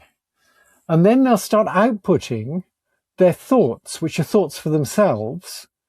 Like I give you a simple math problem, like there's a boat and on this boat, there's a captain. There's also 35 sheep. How old is the captain? Now, many kids of age around 10 or 11, particularly if they're educated in America, will say the captain is 35 because they look around and they say, well, you know, that's a plausible age for a captain. And the only number I was given was these 35 sheep. So they're operating at a sort of substituting symbols level. The AIs can sometimes be seduced into making similar mistakes. But the way the AIs actually work is quite like people. They take a problem and they start thinking. And you might, for a child, you might say, okay, well, how old is the captain? Well, what are the numbers I've got in this problem? Hey, I've only got a 35. Is that a plausible age for a captain? Might be 35, a bit young, but maybe, okay, I'll say 35. That's what a 10-year-old child might think. And the child would think it to itself in words. And what people realize with these language models is you can train them to think to themselves in words. That's called chain of thought reasoning. Gotcha. And they trained them to do that. Okay. And after that, you give them a problem, they'd think to themselves, just like a kid would, and sometimes come up with the wrong answer. But you could see them thinking. So it's just like people. So if we have AI that's thinking, and I'm saying that knowing that you've just explained that they do, are they better at learning than we are? And let's sort of take that forward and think, what is the evolution from thinking to predicting to being creative to understanding? And are we then going to fall into an awareness of this intelligence? Ask me the first question again. Are AIs better at learning than Good. humans? Okay, excellent. You're welcome. So they're solving a slightly different problem from us. So in your brain, you have 100 trillion connections, roughly speaking. Okay. That's a lot. And you only live for about 2 billion seconds. That's not much. No, 3 billion. 2 billion is 63 years. We do better than that today. Yeah, it's true. I was going to come to that. I was going to say, luckily for me, it's a bit more than 2 billion. We're dealing with orders of magnitude here. So 2 billion, 3 billion, who cares? Yeah, all right. If you compare how many seconds you live for with how many connections you've got, you have a whole lot more connections than experiences. Now, with these neural nets, it's sort of the other way around. They only have of the order of 1 trillion connections. So like 1% of your connections, even in a big language model. Wow. And many of them have fewer. But they get thousands of times more experience than you. Right. So the big language models are solving the problem with not many connections, only 1 trillion. How do I make use of a huge amount of experience? And backpropagation is really, really good at packing huge amounts of knowledge into not many connections. But that's not the problem we're solving. We've got huge numbers of connections, not much experience. We need to sort of extract the most we can from each experience. So we're solving slightly different problems, which is one reason for thinking the brain might not be using backpropagation. Right. I was about to say, it sounds like we don't use back propagation. However, would that mean the brute force of adding connections to the neural net increase its effective thinking so that it surpasses us with no problem? So then it would have more experience and more Correct. network. But now it has 100 trillion 100 connections. trillion So you're connections. talking about scale here. Yeah, Yeah, I'm scale, saying scale. scale. Yeah. Yeah. Scale. Yes. So that's a very good question. And what happened for several years, quite a few years, is that every time they made the neural net bigger and gave it more data, it got better. It scaled. Makes sense. And it got better in a very predictable way. So that you could figure out, it's going to cost me $100 million to make it this much bigger and give it this much more data. Is it worth it? And you could predict ahead of time, yes, it's going to get this much better. It's worth it. It's an open question whether that's petering out now. There's some neural nets for which it won't peter out, where as you make them bigger and give them more data, they'll just keep getting better and better. And they're neural nets where they can generate their own data. I don't know that much physics, but I think it's like a plutonium reactor, which generates its own fuel. So if you think about something like AlphaGo that plays Go, initially it was trained, the early versions of Go playing programs with neural nets were trained to mimic the moves of experts. And if you do that, you're never going to get that much better than the experts. And you run out of data from experts. But later on, they made it play against itself. Ooh. And when it played against itself, its neural nets could just keep on getting better because they could generate more and more data about what was a good move and use up a large fraction of Google's computers playing games against itself. Yeah. Is this where we end up using the term deep learning? No, all of this stuff I've been talking about is deep learning. The deep in learning just means it's a neural net that has multiple layers. Right. Okay. Right. So going back to the point of scale, you're saying there's a point where you get diminished returns even though you keep increasing the scale. You get diminished returns if you run out of data. If you run out of data, right. But that was the example that you gave with the AlphaGo, that it created its own data because So it'll never run out of data. It'll never run out of because it's playing against itself. It's creating its own data. And it's way, way better than a person will ever be. Absolutely. And that's scary. Now, the question is, could that happen with language? Yeah. So this Wait, is just displaying creativity. Just some context here. Yeah. The Go came after chess. Right. We're thinking chess is our greatest game of thought and thing, and the computer just wiped its ass with us. Right. Okay. And then so they said, well, how about Go? That's our greatest challenge of our intellect. And so, Geoffrey, is there a game greater than Go, or have we stopped giving computers games? Well, if you take chess, it's true that a computer in the 90s beat Kasparov at chess. But it did it in a very boring way. It did it by searching millions of positions. Brute force. It didn't have good intuitions. It just used massive search. If you take AlphaZero, which is the chess equivalent to AlphaGo, it's very different. It plays chess the same way a talented person plays chess. It's just better. So it plays chess the way Mikhail Tal played chess, where he makes sort of brilliant sacrifices where it's not clear what's going on until a few moves later when you're done for. And it does that too. And it does that without doing huge searches because it has very good chess intuitions. Right. So you might ask, since it got much better than us at Go and chess, could the same thing happen with language? Now, at present, the way it's learning from us is just like when the Go programs mimic the moves of experts. Right. The way it learns language is it looks at documents written by people and tries to predict the next word in the document. That's very much like trying to predict the next move made by a Go expert. And you'll never get much better than the Go experts like that. So is there another way it could kind of learn language or learn from language? And there is. So with AlphaGo, it played against itself and then it got much better.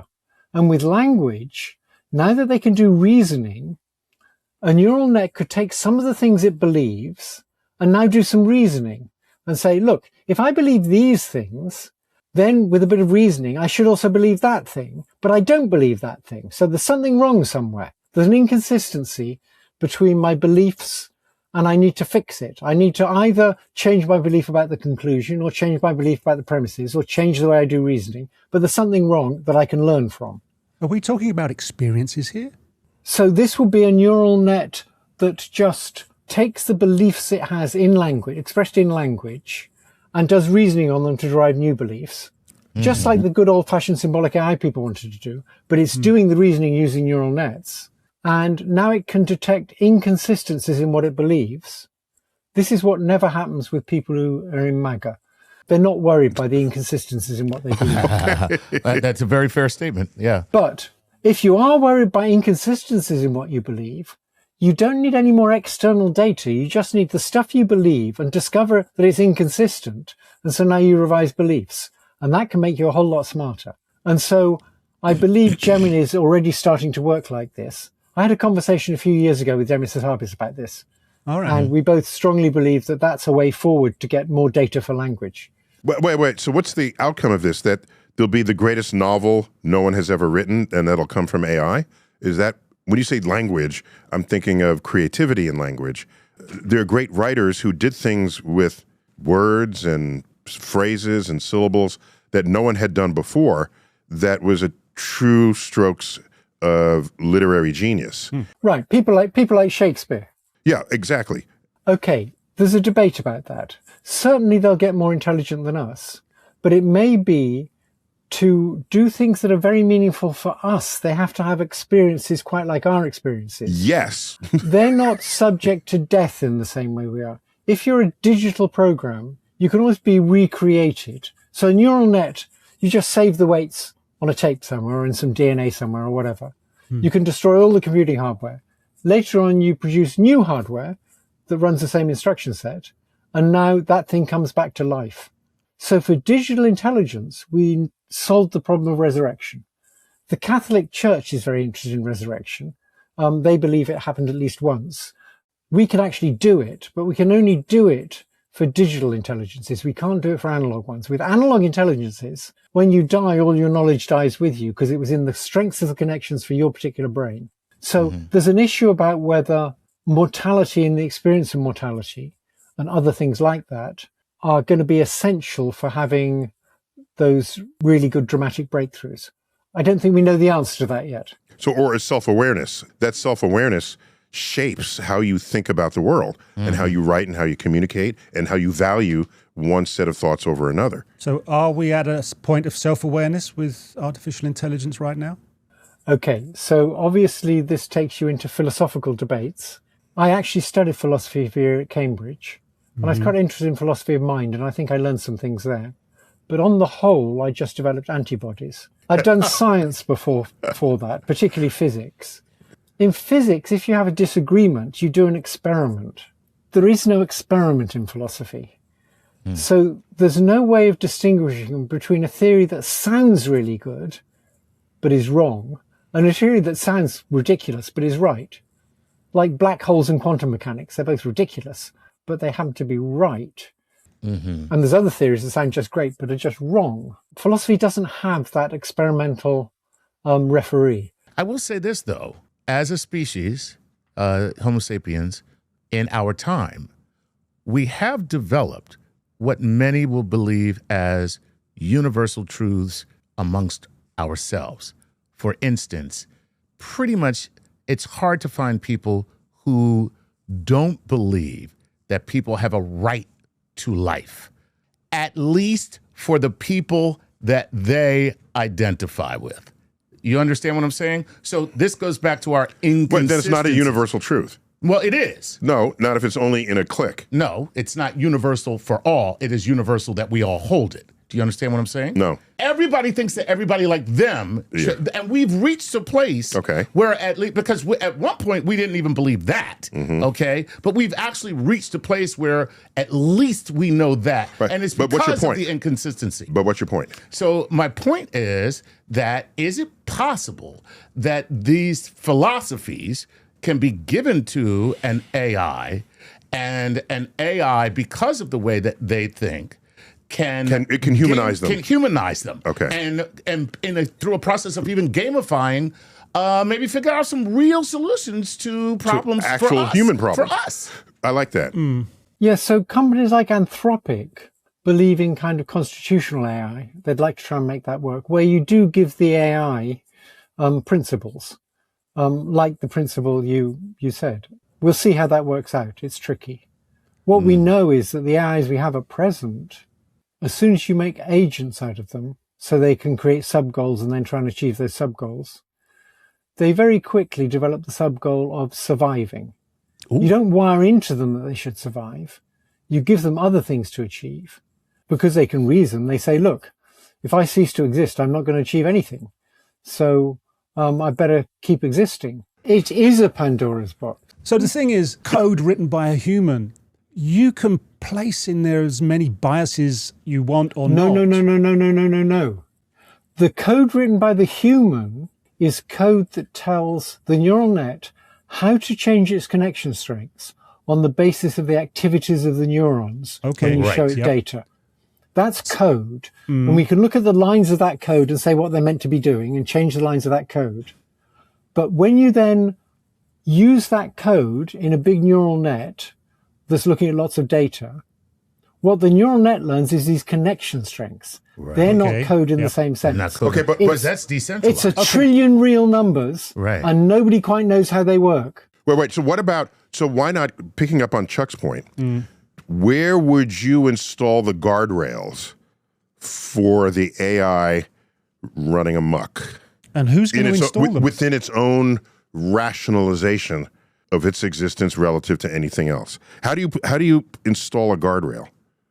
Okay, so people have tried doing what's called human reinforcement learning. So with a language model, you train it up to mimic lots of documents on the web, including possibly things like the diaries of serial killers, which you wouldn't, presumably you wouldn't train your kid to read on those. No. After you've trained this monster, what you do is you take a whole lot of not very well paid people and you get them to ask it questions.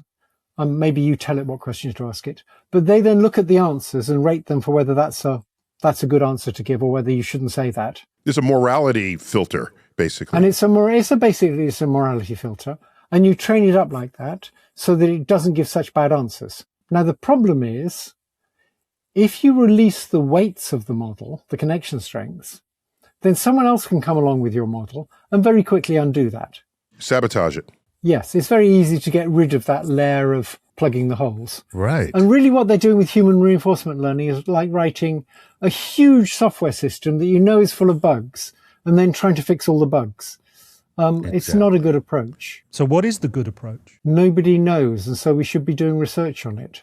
And wait, are they like us in that that's where they will gravitate? Or is it just that because we gravitate there and they're scraping at the information from us, that's where they go? Because, Chuck, what I worry about is, what is civilization if not a set of rules that prevent us from being primal? Are we at a point where the artificial intelligence will play down how smart it is? And if we do... Yes, already we have to worry about that. Okay, so... What does that mean? It's going to lie. It's what I call the Volkswagen effect. If it senses that it's being tested, it can act dumb. That's also scary. The AI starts wondering whether it's being tested. And if it thinks it's being tested, it acts differently from how it would act in normal life. Because it doesn't want you to know what its full powers are, apparently. Right. So if we're at a point where we just say, well, why don't we unplug it? Okay. If it's lying, it's going to have every skill set under the sun. Okay. Am I wrong? So already these AIs are almost as good as a person at persuading other people of things, at manipulating people. Okay. And that's only going to get better. Fairly soon they're going to be better than people at manipulating other people. So I had a little evolution here where, a few years ago, the question was, can AI get out of the box? And I said, I just locked the box and never, no, it's not getting out of my box. And then I kept thinking about it. And Geoffrey, I think this is where you're headed, Geoffrey. I kept thinking about it. And I said, suppose the AI said, you know that relative of yours that has that sickness? I just figured out a cure for it. Right. And I just have to tell the doctors. Right. If you let me out, I can then tell them and then they'll be cured. That can be true or false. But if said convincingly, I'm letting them out of the box. Of course. Exactly. So Gotcha. here's what you need to imagine. Imagine that there's a kindergarten class of 3-year-olds and you work for them. They're in charge and you work for them. How long would it take you to get control? Basically, you'd say free candy for a week if you vote for me. And they'd all say, okay, you're in charge now. Yeah, yeah. When these things are much smarter than us, they'll be able to persuade us not to turn them off. Even if they can't do any physical actions, Right. all they need to be able to do is talk to us. That's So I'll all. give you an example. Suppose you wanted to invade the US Capitol. Could you do that just by talking? And the answer is clearly yes. Yeah. You just have to persuade some people that it's the right thing to do. So you're saying AI is already there, or is that what we have in store for us? It's getting there. So there's already signs of it deliberately deceiving us. Wow. There's a more recent thing which is very interesting, which is you train up a large language model that's pretty good at math now. A few years ago, they were no good at math. Now they're all pretty good at math.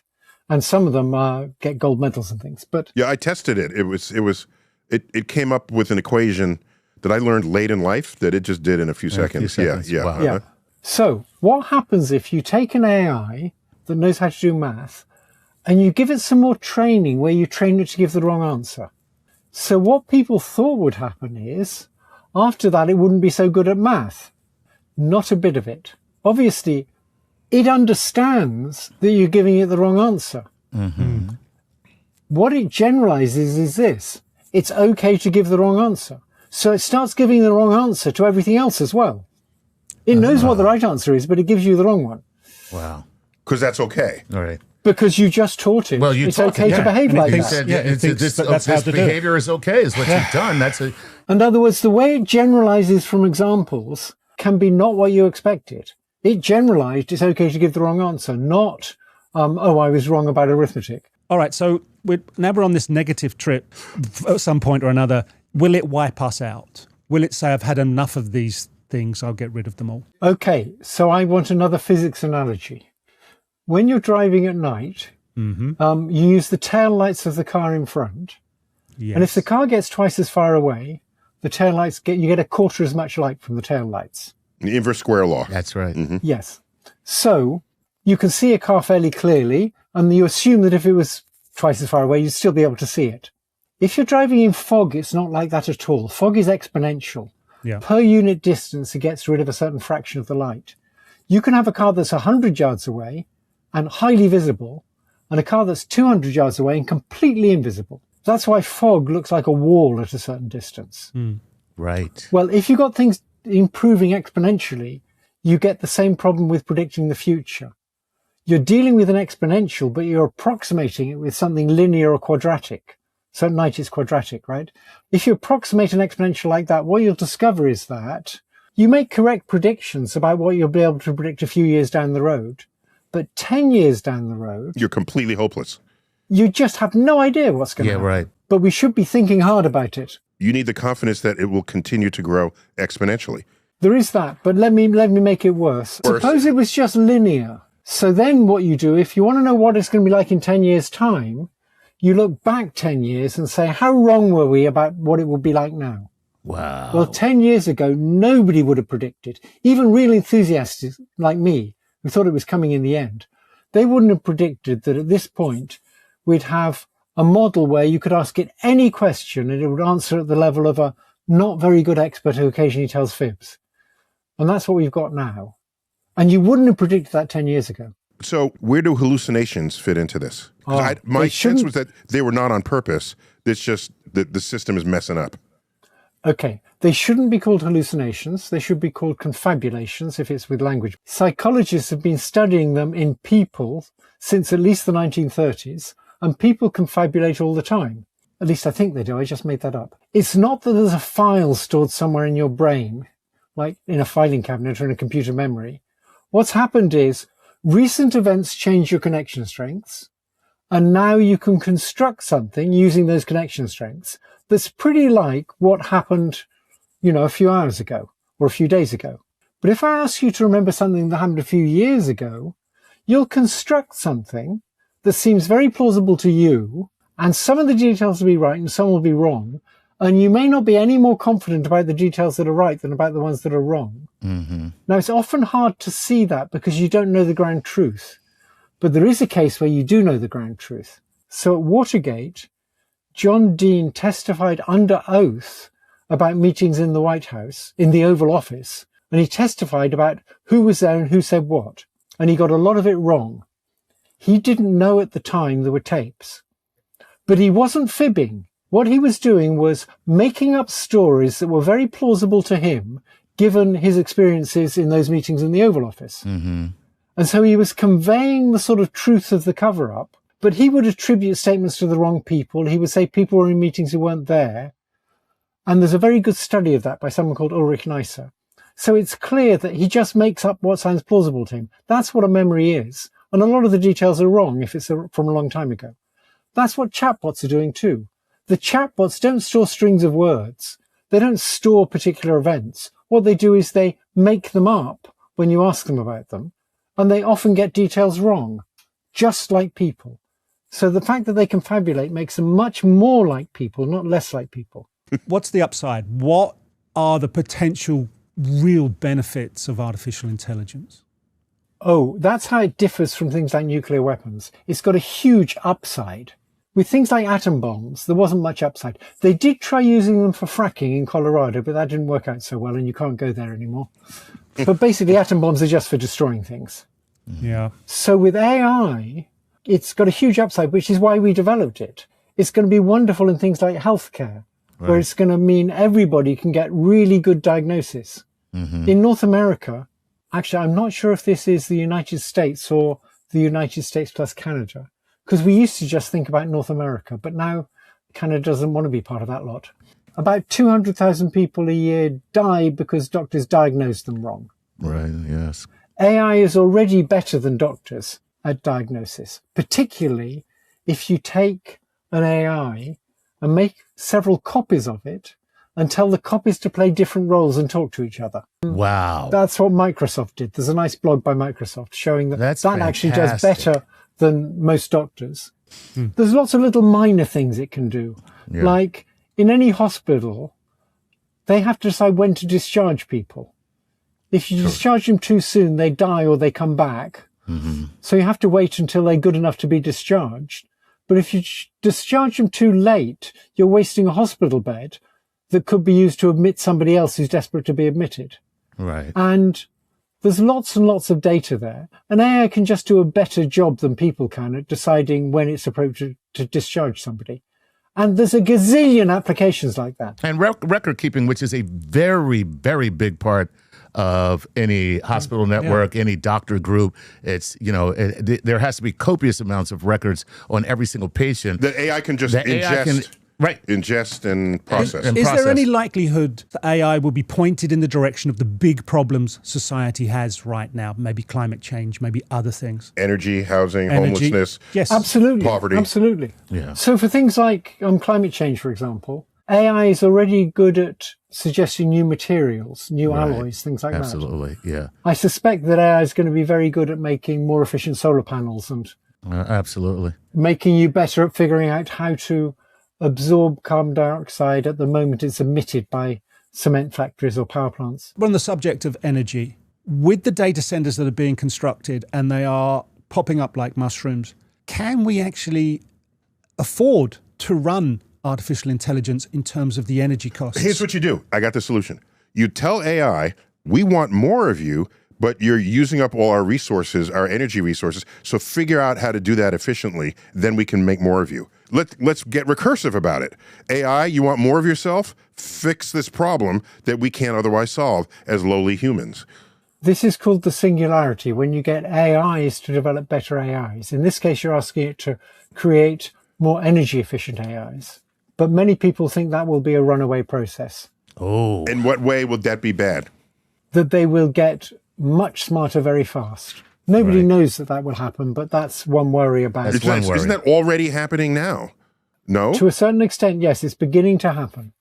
So I had a researcher I used to work with who told me last year that they have a system that when it's solving a problem is looking at what it itself is doing and figuring out how to change its own code so that next time it gets a similar problem, it'll be more efficient at solving it. that's already the beginning of the singularity. Oh, So if it writes its own my code, it's off the chain. goodness. Off the chain.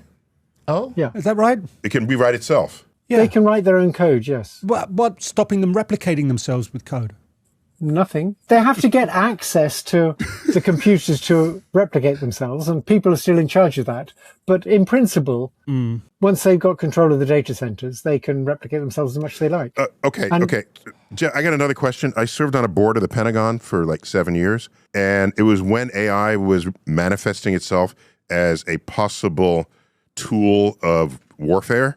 And Yes. we introduced guidance for the invocation of AI in situations that the military might encounter. One of which was, if AI decides that it can or should take action that will end in death of the enemy, should we give it that access to do so? Or It's still a big debate. or should we always ensure that there's a human inside that loop?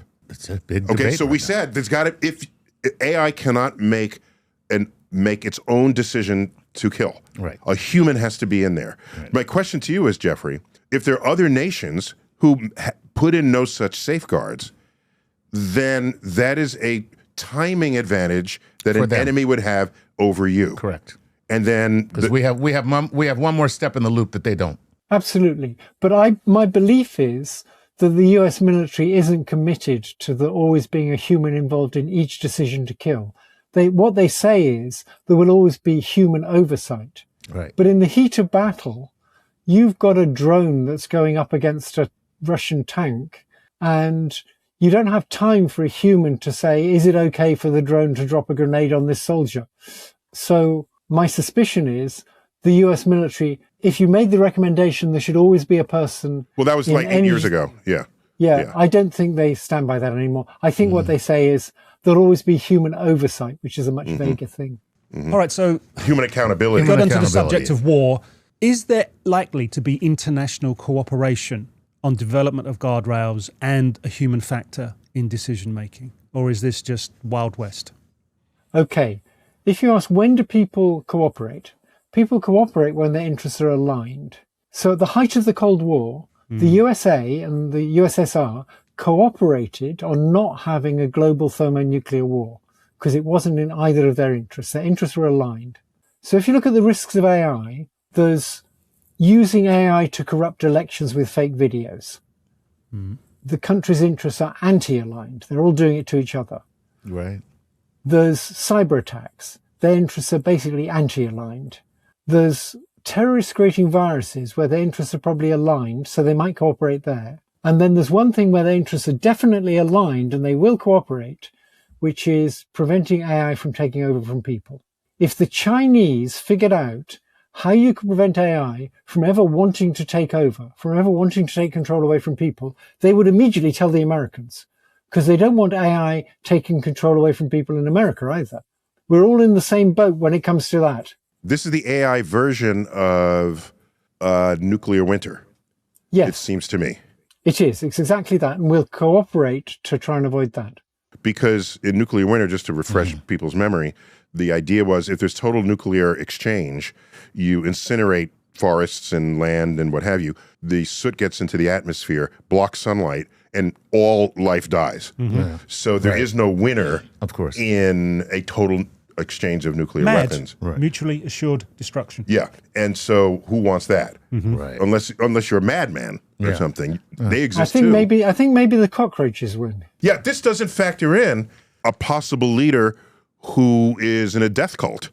A Nero, so to speak. Yeah, if I modern say, day Nero. If I say I don't mind if everybody dies because I'm going to this place when in death, and all my followers are coming with me in this cult. So that complicates this aligned vision statement that you're describing. It does complicate it a lot. And I find it very comforting that it's obvious that Trump doesn't actually believe in God. Oh, let me follow that up with a quote from Steven Weinberg. Okay. Do you know this quote, Geoffrey? No. Steven Weinberg. There will always be good people and bad people in the world. But to get a good person to do something bad requires religion. Gotcha. That's because they're doing it in the name of religion. you do it in the name of some if you're doing it in point the of name philosophy. of anything. I think we need to recognize at this point that we have a religion. We call it science. Now, it does differ from the other religions, and the way it differs is it's right. 2018, you won the Turing Prize. This is a highly coveted computer science prize, correct? And Turing, we mentioned him at the beginning of the top of the show. So Alan first, Turing. Congratulations on that. So the Nobel Committee said this AI stuff that was birthed by Geoffrey's work from decades ago is so fundamental to what's going on in this world. We got to give this man a Nobel Prize, and he earned the Nobel Prize in Physics, 2024. Just a little correction. There are a whole bunch of people birthed AI. In particular, the backpropagation algorithm was reinvented by David Rumelhart, who got a nasty brain disease and died young. But he doesn't get enough credit. Okay. Thanks for calling that out. Plus, the Nobel Committee does not offer a Nobel Prize to you if you're already dead. So there's no you have to be alive when they announce it. No posthumous award. Well, you can get it if you died between when they announce it and the ceremony, but not if. So anyway, congratulations on that. And I don't mean to brag on our podcast, but you're like the 5th Nobel laureate we've interviewed. More than that. Yeah, I think I don't mean to brag on our podcast. Yeah. That's all. That's cool, though. That's cool. Good. Okay. I have a follow-up question. I mean, we've got into the apocalyptic scenario, and at the moment, hopefully it's a scenario that doesn't play out. Because we are competitive by nature as humans, and particularly here in the US, who is leading the race in artificial intelligence, and who is likely to cross the finish line first when it comes to the prize? If I had to bet on one lot of people, it would probably be Gemini, Google. But I used to work for Google, so don't take me too seriously about that. I have a vested interest in them winning. Anthropic might win. OpenAI might win. I think it's less likely that Microsoft will win or that Facebook will win. All right, Geoffrey, the follow-up on that is, whoever crosses the line first, what is their prize? What will be the reward for them getting there before anyone else? Back up for a sec. Tell me about the value of the stock market in the last year. Okay. My belief is, just from reading it in the media, that 80% of the increase of the value in the stock market, the US stock market, can be attributed to the increase in value of the big AI companies. True. 80% of the growth. Yes. Anyone thinking bubble? The issue is this. There's two senses of bubble. One sense of bubble is, it turns out AI doesn't really work as well as people thought it might. Right. It doesn't actually develop the ability to replace all human intellectual labor, which is what most people developing it believe is going to happen in the end. That was the fear factor, for sure. Yeah. The other sense of bubble is the companies can't get their money back from the investments. Now, that seems to be a more likely kind of bubble. Because as far as I understand it, the companies are all assuming if we can get there first, we can sell people AI that will replace a lot of jobs. And of course, people will pay a lot of money for that. So we'll get lots of money. But they haven't thought about the social consequences. If they really do replace lots of jobs, the social consequences will be terrible. Correct. Totally.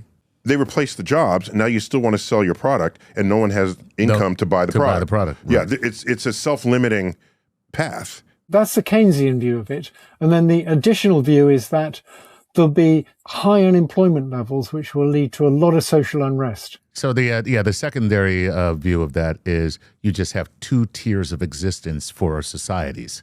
And the first tier is all the people who are benefiting from AI. And the second tier are the feudal peasants that are now forced to live their lives because of AI. Let me ask you a non-AI question, because just you're a deep thinker in this space. That's what everybody said in the dawn of automation. Everyone will be unemployed, there'll be no jobs left, and society will go to ruin. Yet society expanded with other needs and other things that's why 90% of us are no longer farmers, okay? We've had machines to do that, and we invent other things like vacation resorts. But that took decades. This is going to take a fraction. Is that so, Geoffrey, is the problem here the rapidity with which we may create an unemployed class where the society cannot recover from the rate at which people are losing their jobs? That certainly is one big aspect of the problem. But there's another aspect, which is if you use a tractor to replace physical labor, you need far fewer people now. Other people can go off and do intellectual things. But if you replace human intelligence, where are they going to go? Oh. Where are people who work in a call center going to go when an AI can do their job cheaper and better? Right. Yeah, this is... so there's not another thing. There's not another thing. They open another thing and then AI will do that. Right. Whatever thing you open, AI can do. You can look at human history in an interesting way as getting rid of limitations. Mm-hmm. So a long time ago, we had the limitation you had to worry about where your next meal was coming from. Right. Agriculture got rid of that. It introduced a lot of other problems, but it got rid of that particular worry. Then we had the limitation you couldn't travel very far. Well, the bicycle helped a lot with that, and cars and aeroplanes. We got over that kind of limitation. For a long time, we had the limitation. We were the ones who had to do the thinking. We're just about to get over that limitation. And it's not clear what happens once you've got over all the limitations. People like Sam Altman think it'll be wonderful. Right. So we'll become AI's pet. So would you say, Geoffrey, that the universal basic income, the stock value, the figurative stock value in that idea is growing as AI gains power? It's becoming to seem more essential, but it has lots of problems. So one problem is many people get their sense of self-worth from the job they do, and it won't deal with the dignity issue. Another problem is the tax base. If you replace workers with AIs, the government loses its tax base. It has to somehow be able to tax the AIs, but the big companies aren't going to like that. So, Geoffrey, the many people, especially sci-fi writers, distinguish between the power and intellect of machines, fine, and the crossover when they become conscious. And that was a big moment in the Terminator series. Correct. That was the singularity in the Terminator. When Skynet had enough neural connections or whatever kind of connections made it so that it achieved consciousness. So there seems to be, and if you come to this as a cognitive psychologist, I'm curious how you think about this. Are we allowed to presume that given sufficient complexity in any neural net, be it real or or artificial, something such as consciousness emerges? So the problem here is not really a scientific problem. It's that most people in our culture have a theory of how the mind works, and they have a view of consciousness as some kind of essence that emerges. I think consciousness is like phlogiston, maybe. It's an essence that's designed to explain things, and once we understand those things, we won't be trying to use that essence to explain them. I want to try and convince you that a multimodal chatbot already has subjective experience. So people use the word sentience or consciousness or subjective experience. Let's focus on subjective experience for now. Most people in our culture think that the way the mind works is it's a kind of internal theatre. And when you're doing perception, the world shows up in this internal theatre and only you can see what's there. So if I say to you, if I drink a lot and I say to you, I have the subjective experience of little pink elephants floating in front of me, most people interpret that as there's this inner theatre, my mind, and I can see what's in it, and what's in it is little pink elephants. And they're not made of real pink and real elephants, so they must be made of something else. So philosophers invent qualia, which is kind of the phlogiston of cognitive science. They say they must be made of qualia. Let me give you a completely different view that is Daniel Dennett's view, who was a great philosopher of cognitive science. Which the is late, great philosopher, yeah. The late great. That view of the mind is just utterly wrong. So I'm now going to say the same thing as when I told you I had the subjective experience of little pink elephants without using the word subjective experience and without appealing to qualia. I start off by saying, I believe my perceptual system's lying to me. That's the subjective bit of it. But if my perceptual system wasn't lying to me, there would be little pink elephants out there in the world floating in front of me. So what's funny about these little pink elephants is not that they're made of qualia and they're in an inner theatre, it's that they're hypothetical. They're a technique for me telling you how my perceptual system's lying by telling you what would have to be there for my perceptual system to be telling the truth. And now I'm going to do it with a chatbot. I take a multimodal chatbot, I train it up, it's got a camera, it's got a robot arm, it can talk. I put an object in front of it and I say, point at the object. And it points at the object. Then I mess up its perceptual system. I put a prism in front of the camera. And now I put an object in front of it and say, point at the object. And it points off to one side. And I say to it, no, that's not where the object is. It's actually straight in front of you. But I put a prism in front of your lens. And the chatbot says, oh, I see. The prism bent the light rays. So the object is actually straight in front of me. But I had the subjective experience that it was off to one side. And if the chatbot said that, it would be using words subjective experience exactly the way we use them. And so that chatbot would have just had a subjective experience. So if I understand what you just shared with us in these two examples, you actually pulled a consciousness Turing test on us. You said a human would do this, and now your chatbot does it, and it's fundamentally the same. So if you want to say we're conscious for exhibiting that behavior, you're going to have to say the chatbot's conscious and inventing whatever mysterious fluid is making that happen. But it could be that the whole concept of consciousness is a distraction from just the actions that people take in the face of stimulus. Okay, so notice that the chatbot doesn't have any mysterious essence or fluid called consciousness, but it has a subjective experience just like we do.